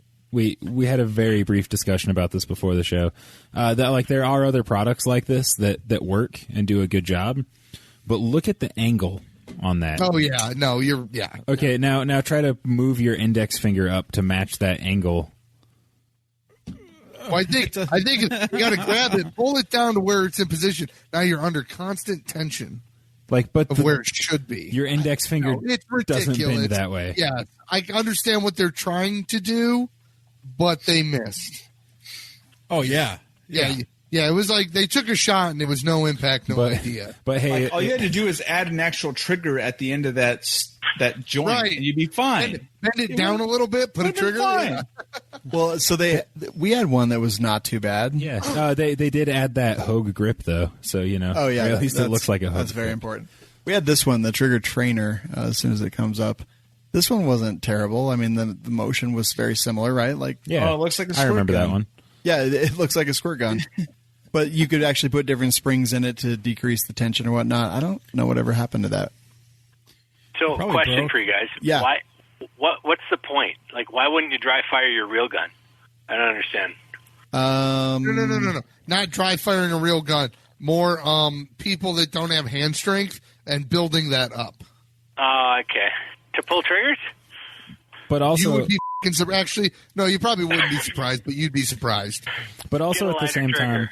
why Right, not? that's what I'm thinking. Why not just Yeah. get one of the like normal Gripmaster things? You know? You say that till some 85-year-old woman walks into your store with her husband's old Taurus revolver and she refuses to buy another one. Okay. But So you just got to make it work. But what about these? Ooh, it's like rubber cats in the cradle. Yeah. Or a party for 5 other dudes. So those normal grip things. So those normal grip things, those aren't going to work because like that's going to do your whole hand. Where it's just Yeah, but I mean, strengthening your whole hand is going to strengthen all of your fingers, right? that's true. Yeah. Or they make ones for guitar players that have a pad for each individual finger, Yeah, oh yeah. and you can tune the spring weight. Let's see, guitar, hand. I think you can adjust the change the pads out too for more coarseness or whatever to build up calluses on your fingertips, which doesn't So- really make a difference with guns, but you know. Would you like work at heavy heavy strength, like say I've seen those before. Like say you get like a 12 pounds for your fingers, even though your trigger might be a 5 pound trigger. I don't You know what I mean? So you have that, you're building strength, but then when you go to do it, you're like, I'm Hercules, and just like crush your gun in your hand and break Right. everything. That's when everyone has to have a high point because you can't crush them. It might actually train you to jerk your trigger, honestly. That's what I'm wondering too. Yeah. What other bad training tools have you guys seen?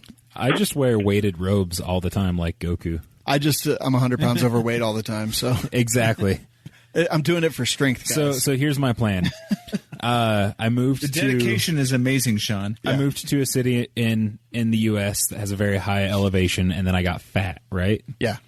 So when I leave here, I'm going to get liposuction.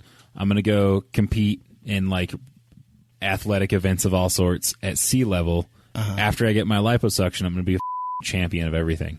There you go. But the effects only like last for 24 hours. Shut the up, Savage. So, a terrible training tool initially, but they've really improved upon it, was the Mantis X. When it first came out, it was Yeah. calling everything wrong. Yeah. I mean, they've really done a great job, in fixing a lot of the bugs. But I remember getting that at SHOT Show and like going home and playing with it and being like, this is awesome. And then you guys were like, no, it's not working for us. And I was like, no, mine's working perfectly. And you guys were like, no, it's calling shots that aren't there.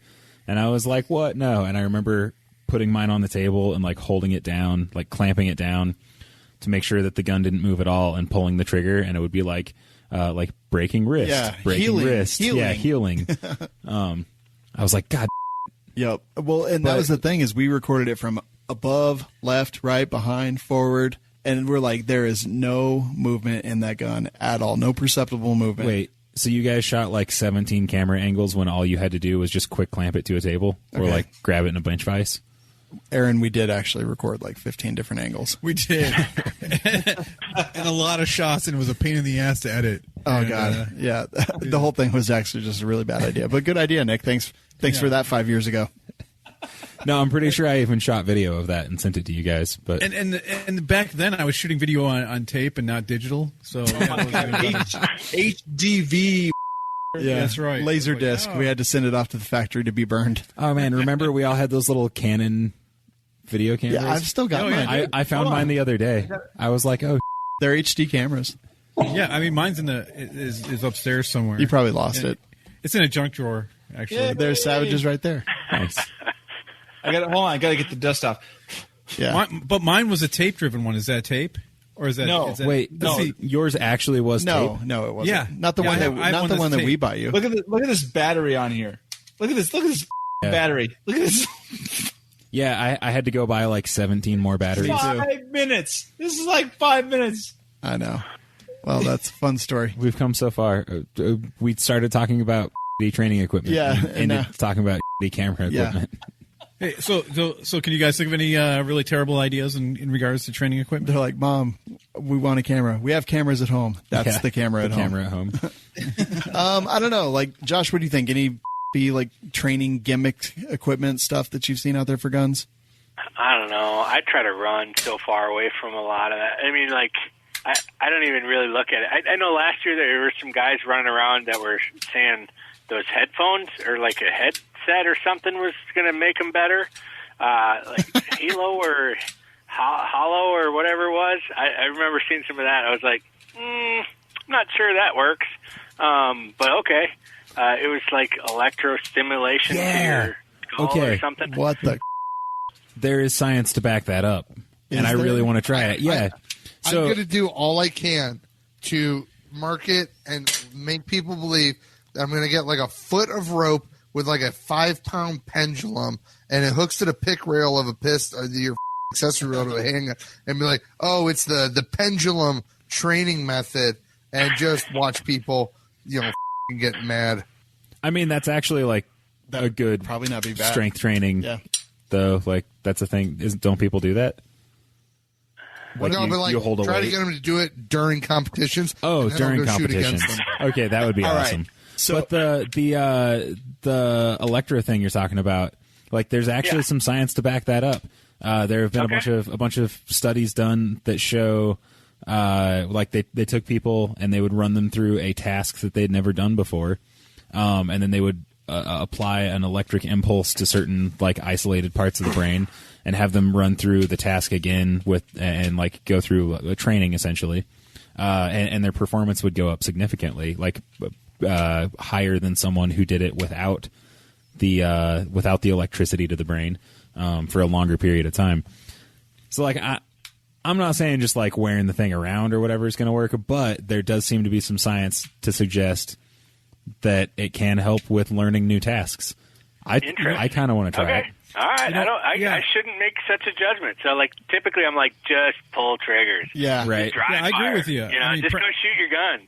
Yeah. Whenever I hear somebody that's, talking something crazy, and I'm like, maybe But- it's not crazy. But if Maybe you can it hook will. up a TENS I don't unit know. to your brain and shoot guns, All right. that would so make a really entertaining video. I have a TENS unit.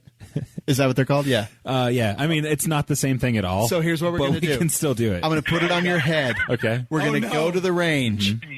And then I'm going to just like every time you're about to pull the trigger, I'm going to trigger that. Okay. What you have to do is you have to put it like two of the patches right above his eyebrows, so he gets shocked. And I'm going to put electric dog collars on each wrist. And if you shoot over to the right, you get tased to the right. Okay. If you shoot to the left, you get tased to the Oh, left. Wow. he just got tased so hard Yeah. that he left. Savage made a noise and then he just disappeared. So, two things. One, make sure that I'm not shooting a P320. yeah. That's, And then two, don't shock me when I'm peeing this time. well, we'll see. So one of the things, if you want the results to last longer, from what I understand, to get the same similar results, just jump in a bathtub with a toaster. Hey. Oh yeah, I've heard that's okay. So I want to get the piano from Big. Yeah. I'm going to get that, and then I'm going to tell 3 gunners that it'll help with their footwork. Da, da, da, da, da, da, da, da, Yeah. da, da. Oh, I'd do that. I'm going I'd to do sell that. billions of them. What if we combined ballet and guns? I'm not Do too you have to wear into the that. stupid pants? Yes. It would help with your footwork, right? The stupid pants? They would? Yes. What if? All of it would help. You have to wear the tutu. It gets in the way of your belt and your your holster and mag carriers and stuff, but you got to do it. What if we did like a first-person shooter game mixed with Dance Dance Revolution? That would be awesome. With real guns. With real guns. Yes. It would be like a what's that movie with the gun fu movie with Christian John Wick. Bale. Oh. What's the name of that? The one we watched. I don't know. Did we watch it? I don't know. The Christian Bale one where it's like 1984 inspired, and they take the drug to suppress their emotions. Help me out here, guys. Oh yeah, Gangs in New York. Equilibrium. What? It would be like Equilibrium. the gun kata, gun fu or yeah, whatever. the gun fu. What the?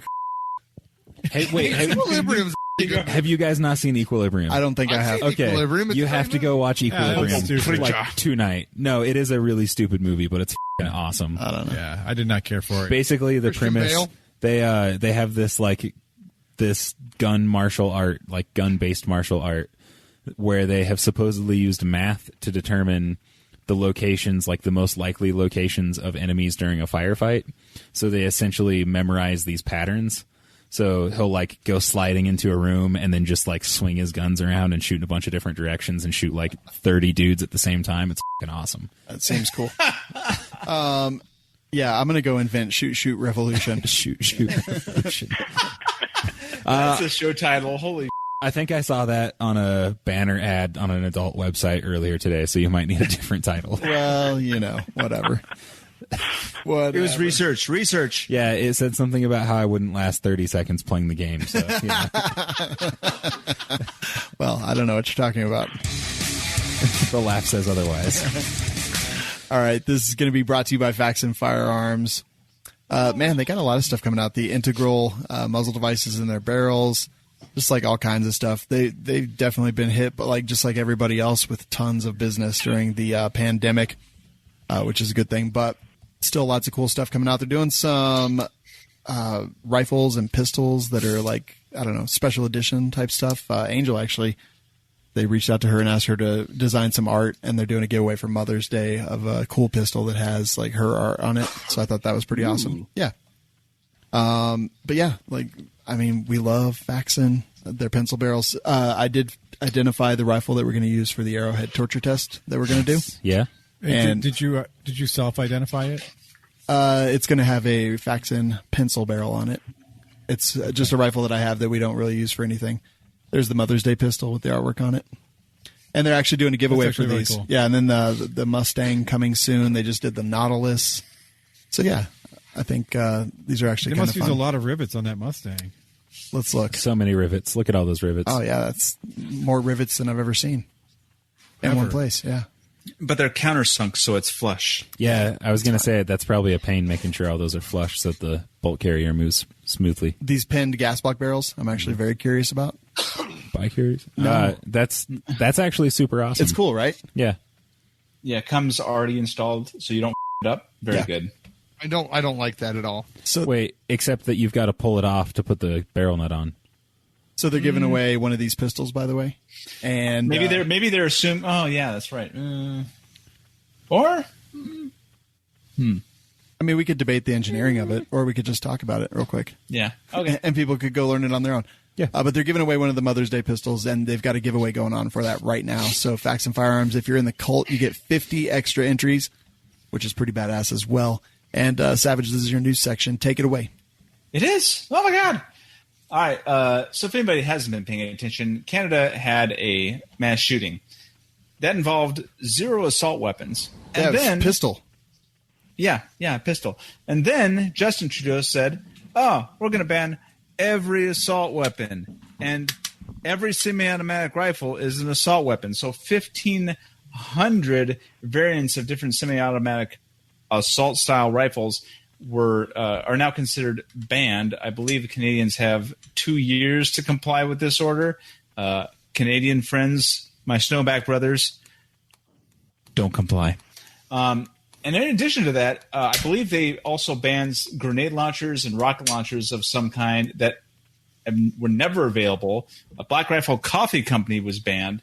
And also shotguns that can accept chokes were banned. So quite a few number of shotguns. So all you FUDs up there in Canada that were like, "Oh, I don't never use an assault rifle, so I've got nothing to worry about." No, you're banned too, FUD, and that's because you didn't support your right to bear arms. I know you Canada doesn't it's have a Canada. Second Amendment. I know. They're socialist anyways. Well, they also banned ARFCOM, which is a ARFCOM. forum. Yep. Yeah, Black Yeah. Rifle Coffee. The shotguns with chokes is interesting to me. I actually hadn't heard that yet.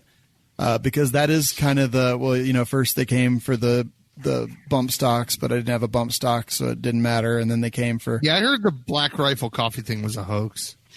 No, it it's might a be. Black Rifle Company, and Black Rifle Coffee Company, I believe they have an actual FFL or something related to them, so they have a Black Rifle company associated with them that they sell a variant of an AR-15 rifle, and that one rifle they made sure to ban. Okay, well, the list is dumb. We don't need to debate that. I hope Canada does a boog. So here's what they won't. Here's what we need to. Every gun owner in Canada needs to go to like Alberta or Saskatchewan, or both of them, and just push all the fucking dirty commies and just like take over those two provinces and have like your little not socialist Canada. So anyway, I think Quebec probably has a better chance of doing that than me. So anyway, but they're commies, they're French. Going along with what this is, like they have this list that 1,500 different models and things by name that they're going to ban. They also have all of their firearms registered. They have a 2-year. Oh, well, hold on about that registration. So the registration actually was dropped a number of years ago for rifles. They still have a pistol registration, but the rifle registration was dropped a number of years ago. So, and it's not accurate. So they have no idea. Well, the government has an idea who might have had some rifles prior to the registration being dropped, but after that period of time, they don't have an accurate accounting of who has what. Huh, that's actually kind of interesting, because if they had that list, do a boog. The registration would have led to confiscation. Yes. I don't know, man. It's going to be a weird time. Like, they're going to comply. Like, I don't know. I don't know. I mean, Australia and New Zealand both had, I think, maximum 30% compliance. Maximum. So Canada, I don't know. There's a lot of pissed off gun owners up there, and I don't think they're going to comply. 4 of them. All 4 of them. No, there's tons of gun owners in Canada. Yeah. You say that, tons. There's not even tons of people in Canada. Yeah, I think there's something like 2 million gun owners up there, and there's like 6 million. There's 2 million gun owners in my Canadians. state. I don't know. There are 2,000 pounds of gun owners in Canada. What about, so Josh, you said you shot matches up in Canada, right? Do you think this will affect that? Yeah, I've never gone, specifically because even before they had like 10-round stuff. And, like, again, I was like, freedom or that? Freedom or that? I was like, okay, I'll stay here. So, even before this stuff, I never went. But they did have a healthy shooting community of 10-round magazines and that kind of thing up there. But they like to play with guns, so, I mean, I feel bad for them. Yeah. I think that we should all consider this wake-up call and a reality. Granted, it wasn't America to start with. With that said, not the America that we know, but with that said, it's right there at our door. We got to take that seriously. Like you said, even if you're a hunter, shotguns with a choke? You mean like all shotguns? You mean like the stuff you shoot birds with? Yeah, like everything. Pretty much all of them. Yeah, that's... So there's no more upland hunting in... Right. Well, fixed. It's swappable chokes, right? Which is really funny because threaded chokes, threaded chokes are not very common in like tactical shotguns, right? They're usually fixed. Yeah. So like typically where you would see threaded chokes would be in sporting shotguns, like hunting guns. Yep. So all like the turkey hunters and the bird hunters and stuff just got. So, Aaron, the guy that did this mass killing, like he set fires, he used a pistol, he dressed as a cop, he had a car that looked like a cop car. Like, Aaron, I want to hear your thoughts like on this. Like, then suddenly this happens, and then within like a month or two, Trudeau's like, we're banning assault-style weapons. Within weeks. Like, I don't know. Where do you come down on that? Okay, so I think that the next Canadian elections will be a huge issue there. I don't know when they take place, but very soon. He was able to do this by fiat without any input from anyone. He was able to just say this. Having rules where you could just it changes by who the leader is a ridiculous and stupid way to govern. It needs to be laws need to be passed, and they need to be by the people for the people. I know this is not America, this is Canada. But I think it's the most stupid, ridiculous thing ever, and it makes me mad. Am I allowed to incite to violence in another country? I don't think so. Really? Like, Yeah. how is that? What are they going to do? Charge me? I'm never going to that whole state. You're going to get a red letter from The state of Canada. The state of Interpol. Canada. Well, it is a state. It's a nation state. All right, I'll Yeah. give you that. I don't know. Next story, Savage. So wait. Oh, hang no, on. go ahead. Yeah, Sorry, Aaron. I do agree that the people should rise up in Canada and murder all their officials. That I'm just kidding. I'm just kidding, Shawn. That face, dude. That's what I was going to say. I know it was. I just wanted to see Shawn's face. Look, vote. Go ahead, get out there and vote, because that obviously makes a difference in Canada. So Does do it? It should. If their leaders can do this, then it obviously does make a difference. But let's So be honest. Like, Justin Trudeau hasn't been there that long. Like, I mean, this has been going on for decades. No, Justin Trudeau's been there for. since 2000. You know, I'd He's actually been there for a few years. Yeah, but I mean, he's pissed yeah, off no, a lot of they've people. been slowly going downhill and buying into all the Plus, he also dressed up progressive in blackface. ideology. Let's not forget that he dressed up in blackface. I mean, So he was. Let him forget that. I've worn Halloween costumes that are highly questionable. So Yes, since however, you're not the 2013. leader of a country. So since 2013, I don't even he's been care. leader of the. I don't of the care Liberal that he Party. did it or that we did it. Like, I'll wear blackface. I don't give a shit. I don't care about that. The point is, don't act holier than thou when you're doing this in the past. Yeah. That's the bad part. I'll dress up like a god, any other race that you want. Like, I don't give a shit. If I think it's funny, I'm going to do it. I don't care. And if you don't like Jeremy's it, going to show up in a Klan outfit. And, Well, no. I don't give a joke. shit. The guy that wore the Klan hood at the store just to be a that's hilarious. I don't know. It depends on what his intent was. Like, if he was trying to be Yeah. a troll and being ironic, okay, it's kind of funny. If not, but my guess is he's probably just a dumb. Yes. So anyway, Still hilarious. back From on where task. I'm sitting, Back on task. hilarious. No, exactly. Like you it's said, the dumb holy now. Jeremy thinks it's hilarious. It's so. the holier than thou attitude, like the social justice warrior culture. I'm better that- than you because I care and the virtue Yes. signaling. Yes. Meanwhile, you're doing the exact same thing you're talking about is like, oh, it's the worst thing ever. How could you ever do that? Well, because 20 years ago it was socially acceptable to do that, or 40 years ago, or 50 years ago, or whatever. You know, I guess I feel the same way about this as I feel about most other things. It's I don't not. give a fuck. It's not really any of my business. Like, I don't want Canadians telling us how to run our country. I'm not going to tell them how to run theirs. But man, Hey, Canada, do a boog. I'm glad I don't live there. I'll tell you that right now. Next story. Next story. So this week, the news completely blew up over, and I think justifiably, over two guys chasing down, blocking, and assaulting a black jogger. It's just a guy who was running down the street. I'm And sorry. Now, hold on. Murdering a jogger. Yeah, murdering him. And eventually murdering him, yeah. So, Allegedly.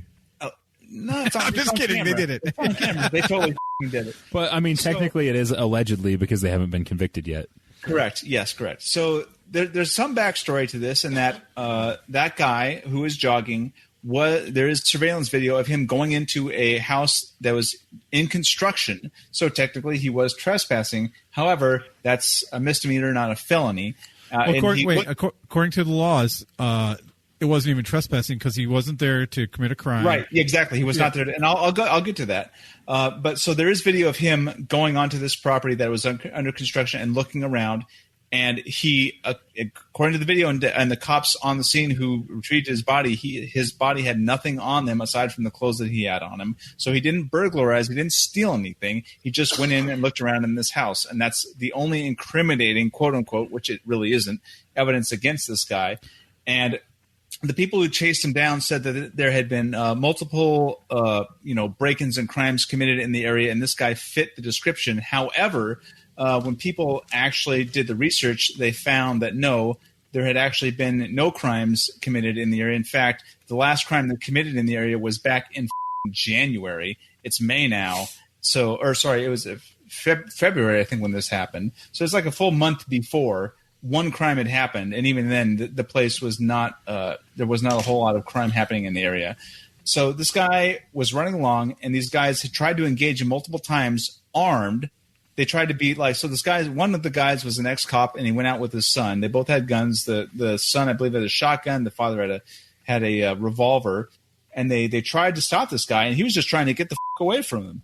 And eventually, they drove in front of him, stopped. The son got out, pointed the gun at him. He ran around the other side of the truck, and when he had the gun pointed at him, when you watch the video, you can see he felt like he was in threat of his life, so he tried to get the gun away from the son.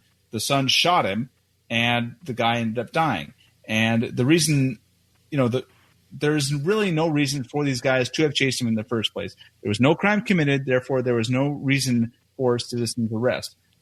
Again, burglary defined in Georgia as breaking and entering into any structure with the intent to commit a felony therein. You must intend to commit a felony in an underlying offense, which can be a crime against property, such as theft, or a crime against persons, such as assault. And these guys didn't even witness this.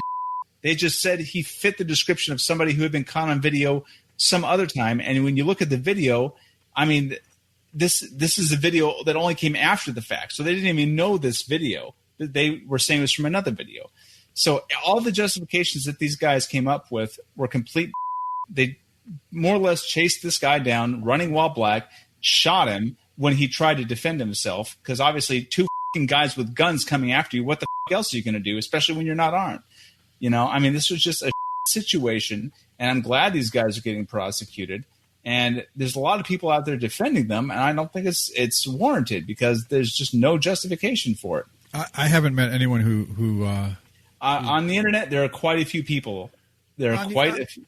Yeah, on the internet, there's a lot of people who Yes. just like to troll. But to me, there was a lot. Like, I've gone into houses being built just to see, look at what they're doing here. That's cool. There's all up and down the street by me. Right, like, oh, what's my neighbor building? There's, it's a construction site. There's no one there. I'm like, oh, look at this. This is going to be a pretty cool house. I can see what they're doing here. So, kind of give me ideas, what to steal later. Right. Right. But currently, no, I'm just. But the whole point is, we've all, most of us have done it. I'm sure walked into a construction site just to see what's going on. I did it to steal 2x4s. Right, because you should have I been take shot. 2x8s because I'm thick. No, the statute of limitations is over. It's fine. No, why everyone's just attaching so much emotion to this. Like, dude went into a thing, maybe illegal, maybe not illegal, not up to me. Savage, you're like, they chased him down, he got out, he clearly was in fear for his life. We don't know that. We don't. Dude running along the street, 2 guys jump out, they point a gun at him, he fights back, he gets shot, he dies. First of all, the facts are pretty plain and simple. These guys had no authority, they had no responsibility, they had to do anything. They had nothing. They were just busybodies. These are the fat white Karens of the universe. Karen. Mind your business. Honestly, my aunt's name is Karen. Well, I'm sorry For her, right? Yeah, people just a Karen, need to mind their You should have business. known better. Yeah, just literally stop paying attention to you could pay attention to what's going on in your own house, what's going on in your own yard, but they're chasing people down. Right there, most of the facts don't really matter. None of the feelings matter. None of the anything else matters. They chased him down. We've gone through this before. Exactly like I saw in the chat. This is Tavon and George Zimmerman all over again. Yeah. This is the exact same thing, all over again. People not minding their damn business, and I hope that they go to jail for the rest of their lives. I don't care. I think it's a little bit different than the Zimmerman thing. Slightly different. There's more evidence here than there was for Zimmerman. Yeah. I don't know if the black dude was a good guy. I don't know if he's a bad guy. It doesn't really matter. I don't really care. Because the ones who chased him down and shot him, they're wrong. They're wrong from the get-go. They're wrong. It doesn't really matter because he hadn't done anything to them, and they hold no authority over this person at all. Yeah. And they never witnessed him committing a crime of any kind. I literally don't care if they find a video of this dude saying "kill every white man that I see," because it doesn't matter. My feelings on this guy and whether he was guilty of anything don't matter at all. And it's the same thing that those idiots who shot him and killed him should have felt too, because it doesn't matter what they think. It just doesn't matter. No emotion, just remove all emotion and just go based purely on facts. But this is not even the part that pisses me off. The part that pisses me off is this happened in February, and the guy's connections to police and law enforcement, they basically nothing was happening. So two DAs had to recuse themselves as well as the judge, because they had worked with the guy who was a former cop. Just like everything else, they're not this isn't happening right now because they saw the video. Because they saw the video a long time ago. They knew that this was going on. This isn't happening because they saw the video. This is happening because we saw the video. Yep. That's the only reason that justice is going to be served. And that's Well, yeah. complete. Josh, what do you think about this one? Have you read about it?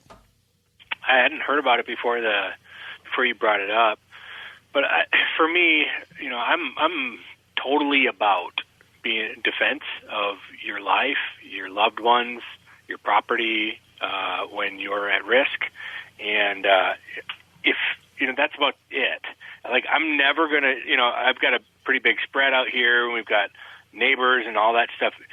If you're not hurting, if you want to steal something out of my shed tonight, I'm probably not going to shoot you. Yeah. Like, you got to want to hurt me and my family before I'm going to go to that place, because whether there's a consequence from the law or not, I've got a consequence. I got to deal with that the rest of my life, one way or another. And so, what's the deal with me, piece of it's off the planet? Yeah, I'm pretty careful about the way that I look at this kind of stuff. As if you're not, risking me, my life, my family's life, or someone else innocent, I don't see much justification for shooting people. Yeah, and I'm with you. Like, in Colorado, property is you're not allowed to use lethal force to defend property. But like, this is where Jeremy and I disagree. Like, I'm not gonna use. You know what we lethal used to force. do with horse thieves? Hang them. Well, not we. All thieves should be hung, shot. We know how you feel, but I don't know. I guess I put a little bit more value on human life. We know this. We know this. But like, honestly, I say that, and literally, I look at the mug shots of these two murdered him, and I'm like, they should just die. So I guess there's conditions to the value that I put on human life, and honestly, They don't meet it. yeah. But yeah, I'm with you, Josh. Like, I'm like, property. Now, if my life feels threatened, if I try to confront somebody who's stealing my property, then that's different. Yeah, totally different. Yep. But If I catch you stealing a Diet Coke off my porch, I would kill you and not care. we know. Dude. We know. Diet Coke's really not that good. Diet Pepsi, maybe. Yeah, But- Jeremy would have a total breakdown and like have to go to counseling. So anyway, it's a bad one. Last story, Savage. Last story, kind of second to last. I got a quick one at the end. So, Massachusetts Governor Charlie Baker had made an executive order that all Massachusetts gun stores had to be closed due to coronavirus. Fortunately, there is a district judge in the area, Judge Douglas P. Woodlock, and he said that that's no go. So he ordered the reopening or the allowance of gun stores to reopen, and he made a very poignant statement when he said, "We don't surrender our constitutional rights. These plaintiffs have constitutional rights that deserve respect and vindication, and it becomes necessary for a court to do that rather than the executive when the executive declines." That's baller. That's some baller coming from a judge for once. You don't get to hear that too often. So, Governor Charlie Baker, much like Judge Douglas P. Woodlock. Oh my God, I'm dyslexic. And Benitez, they're kind of in that same zone where they're saying, hey, you know what? People's rights are more important than your feelings, especially when it comes to constitutional rights. You don't give up your constitutional rights for imagined security regarding things like coronavirus. And a lot, as we've said on here, a lot of what has been going on has been security theater. Last little bit that I'll throw down here is regarding courts again, and that this Friday, all of the Supreme Court cases that were going up to the Supreme Court are relisted to be heard this Friday again. Hopefully Monday we'll have some kind of some case taken up, but it's yet to be seen. So everything's still on the board until it's not. Yeah, we'll see. We'll see where that goes. But yeah, like Massachusetts, I think that's definitely good, especially because Mara Healey's such a Maura Healey. she's like a dirty pirate. I'm pretty sure. Healey v. Warman up there on the Supreme Court. So yeah, Woodlock and Benitez, that the heroes that we need and the ones that we deserve. Indeed. Yeah. So, Josh, up in Minnesota, there's like some crazy stuff they were trying to pass, I don't know, before all the pandemic, but like, because things changed after the last election, right? Yeah, well, things have been, every year we fight. Every year we fight. There's a great group of Minnesota folks that go down to the Capitol. I've been down to the Capitol a few times myself for some just general lobbying stuff. Man, we, as a state, it's those country boys, the FUDs that you would call them, that don't step up, because we have numbers in Minnesota. We have so many sportsmen that don't think it's their problem, but it is, right? And we have so many people in the inner city that are like the opposite of the rest of the state, but the rest of the state outnumbers them drastically. We just don't step up. And so that's the frustrating part here is we have a culture of outdoors people, sportsmen, and no one realizing that this is a threat at their door. That's probably not actually true. I would wager most of the population of your state is within like 20 square miles. You think so? I don't know the answer to that. I would wager that's how it breaks down in okay, put it this way. In the 2016 election, only 54 counties in the whole country won Hillary Clinton, and that was half the population. Yeah, okay. Out of and there were like 3,000 counties that voted for Trump, and that was the other half of the population. So odds are there's more people in Minneapolis that don't give a and are lefties than in the rest of the state. Well, gerrymandering really us over, because in Colorado we're basically or helps. You can't say gerrymandering always over. It depends on who drew the lines. In Colorado, we've got Boulder, Fort Collins, and Denver, these tiny little blue specks in a sea of red. And, that's clearly because of gerrymandering. You can see it, and if you watch, you can literally just see the state's politics change because of the clever job that they did with that. But, Minnesota, I always thought it was rural, and when I started seeing stuff about them putting gun, I was like, what? How does this even happen? Yeah. Some of our really good friends, the Aronsons live in Minnesota, and they live pretty rural, but man, I hate that. I was shocked. I was shocked when I got into guns years ago and started to realize this thing was an issue, and there was some legit pressure on the gun space. I was like, from where? I hadn't really spent any time back then in the cities, and hadn't realized there was even this other side. I spent the last probably 7 years, as I've really gotten into the gun space, also selling in my business down in the Minneapolis area, and it's there. It's a whole nother world. It's pretty wild. Yeah, pretty nuts. I was trying to figure out the population density layout of Minnesota, but my Google foo failed me. So the total surface area of Minnesota equates to 86.939 square miles, or 225,181 square kilometers. And for every square mile of territory, there's an average of 66.6 people. There are 3 cities in Minnesota with a population more than 100,000. Minneapolis, the largest. Oh, wow. Home to only 410,000 people. Man, there's not a whole lot of people in Minnesota, is there? It's pretty nice. Dang. All right. That's kind of awesome, actually. Yeah, except, except for those that portion that votes blue. Colorado's pretty sweet, except for those 3 cities that you named that ruin it for everybody else. I know. And the crazy thing is they're so tiny. They're little specks of blue in a sea of red. And more people live in those specks than the rest of the state. Yeah, I know. It's crazy. Let's go ahead and read some reviews here. Let me get there. Where is it? Oh, there it is.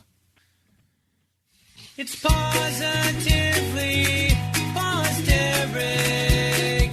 Positively POZ Derek. All right, this is the reviews brought to you by the Patriot Patch Company, patriotpatch.co. Nick, you got your Patch of the Month Club for May. Well, that's not Patch of the Month Club. 99-cent heart attack. Is that what it said? Yeah. Cheeseburger, and then this one. Which you can't see because it has green on it. We can do it in the dark. Savage has it up there. Yeah. And, it's what is it? Rosie the Riveter, except she's wearing nods and has a knife, and they're awesome, man. I kind of love it. Yeah, just use coupon code WLS10 when you go to patriotpatch.co. Jeremy, do the first 3 reviews. The first 3? Yeah. You want me to? Oh, there's a lot of them. Yeah.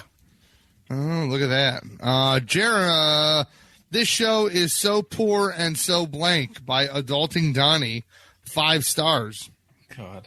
Here we go. Apparently he hates us, but he gave us 5 stars. This show is like a 5-man buddy cop movie. Savage is the guy that sides with the criminal and has doubts about being in law enforcement. Shawn. That's pretty good, actually. That is good. Shawn is the captain of the department, and all his subordinates just smack talk about him. Aaron is the comic relief. Nick is the smartest of the group, and most like will always make the final kill in the movie, saving the day. Jeremy possesses the worst personality and easily the most hateable. His character is what? Hattable. Yeah, well, yeah, hateable. And easily the most hateable. Hey, I always do wear a hat. His character is textbook. I'm an angry veteran, and I can't wait to tell you about it. But his rants make everyone laugh when it isn't directed at them, so it makes him tolerable. Also, how can you desire a stateside when you haven't had an away side? Exactly. I didn't get to kill anybody in the military, so now I'm stuck here. I'm hoping somebody gives me the legal reason to remove them from the world. In Minecraft. No, in real life. In Minecraft. I want somebody to give me the legal Next ability review. to remove them from the planet. Next review. You're getting close, Savage. Jeremy's defense lawyer 2 years from now is shoot just sentient thumbs. He'll be like, I've never, ever tried to defend somebody that had said so many things. I've never tried to defend someone who is so undefendable. Yeah. Friggin' like 17 public defenders just Here I am resign. trying to be nice. Go prosecute Jeremy. I don't care. Next Hey, review. guys. Yes. There's a thumb over here that's talking. Over What's there. the- Wait, I mean down there. I can't What's turn the, my hand that far. Yeah, there's a thumb over here, and it won't shut up.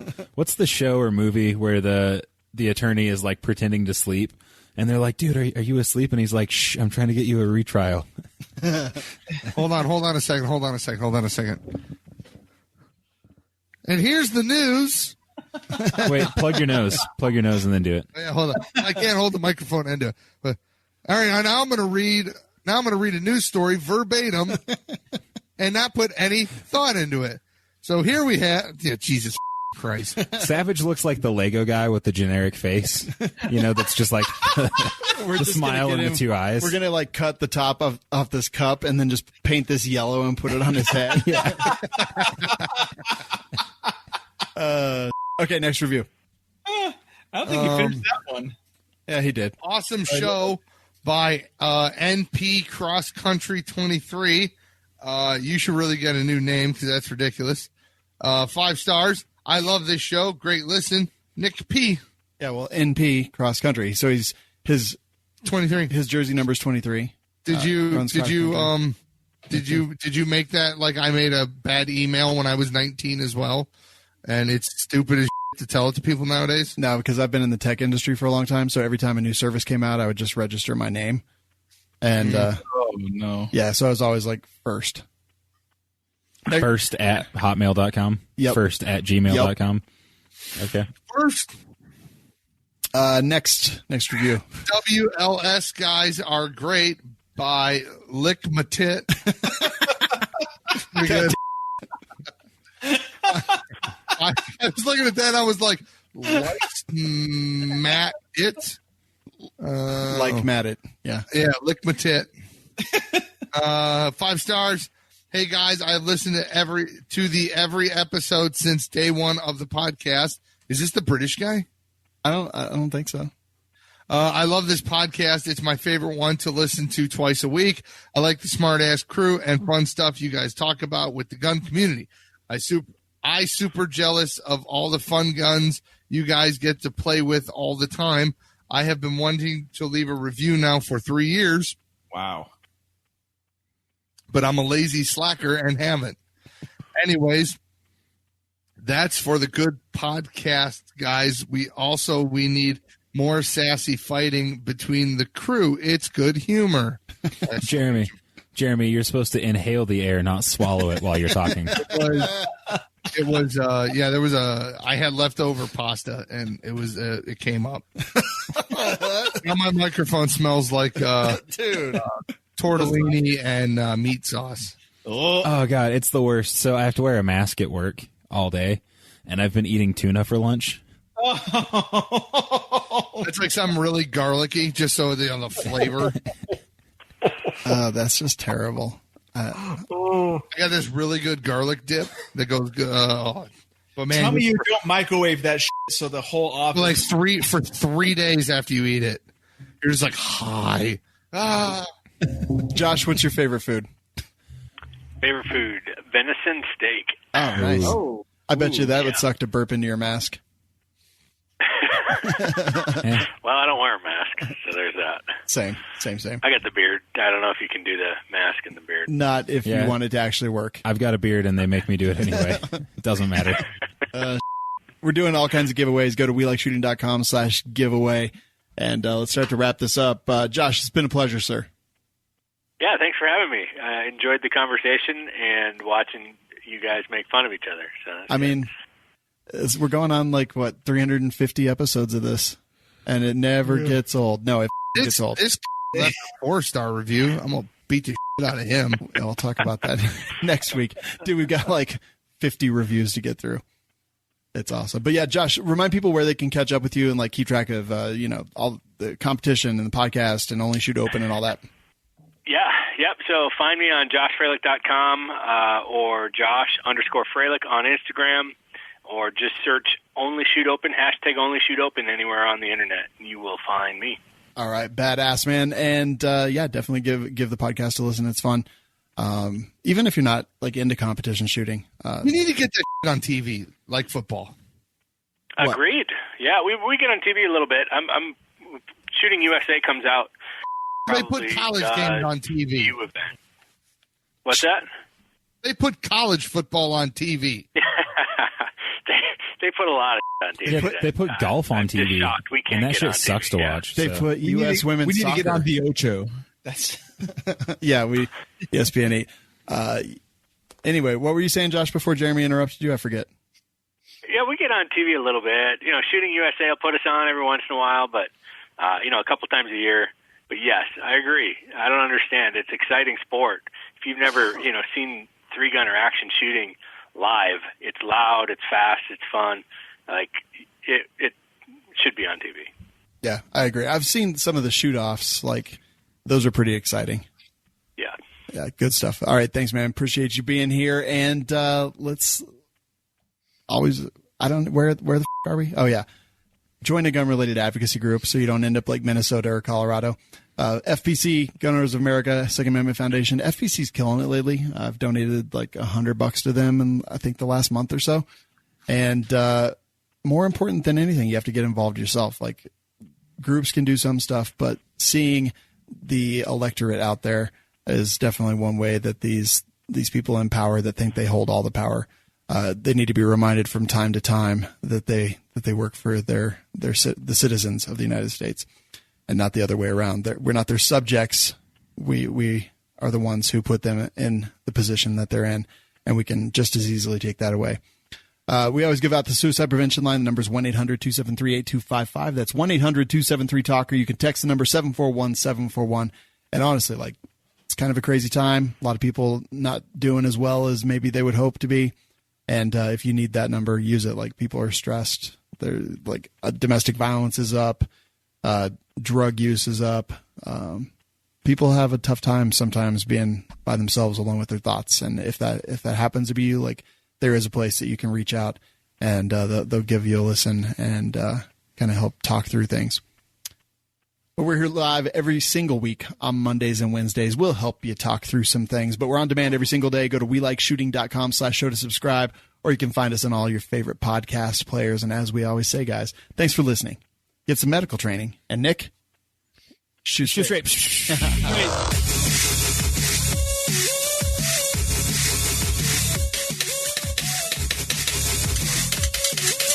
What are you, the gun drummer? Yeah. Stop.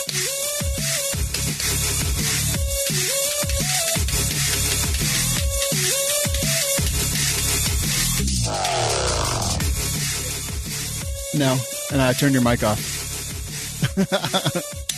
Stop it. What should we name that episode? Inciting violence?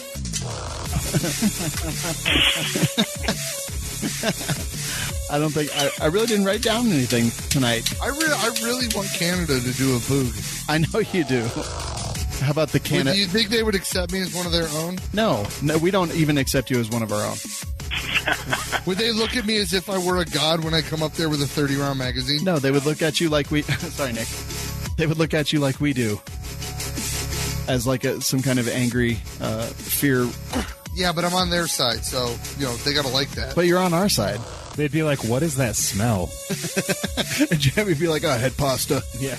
I had pasta with a garlic sauce. And they'd be like, oh, I'm angry. So angry. Oh, God, why is the music just never ending now? I don't know. Something changed, and I don't know what it is. I don't think it did. I think you just imagine it did.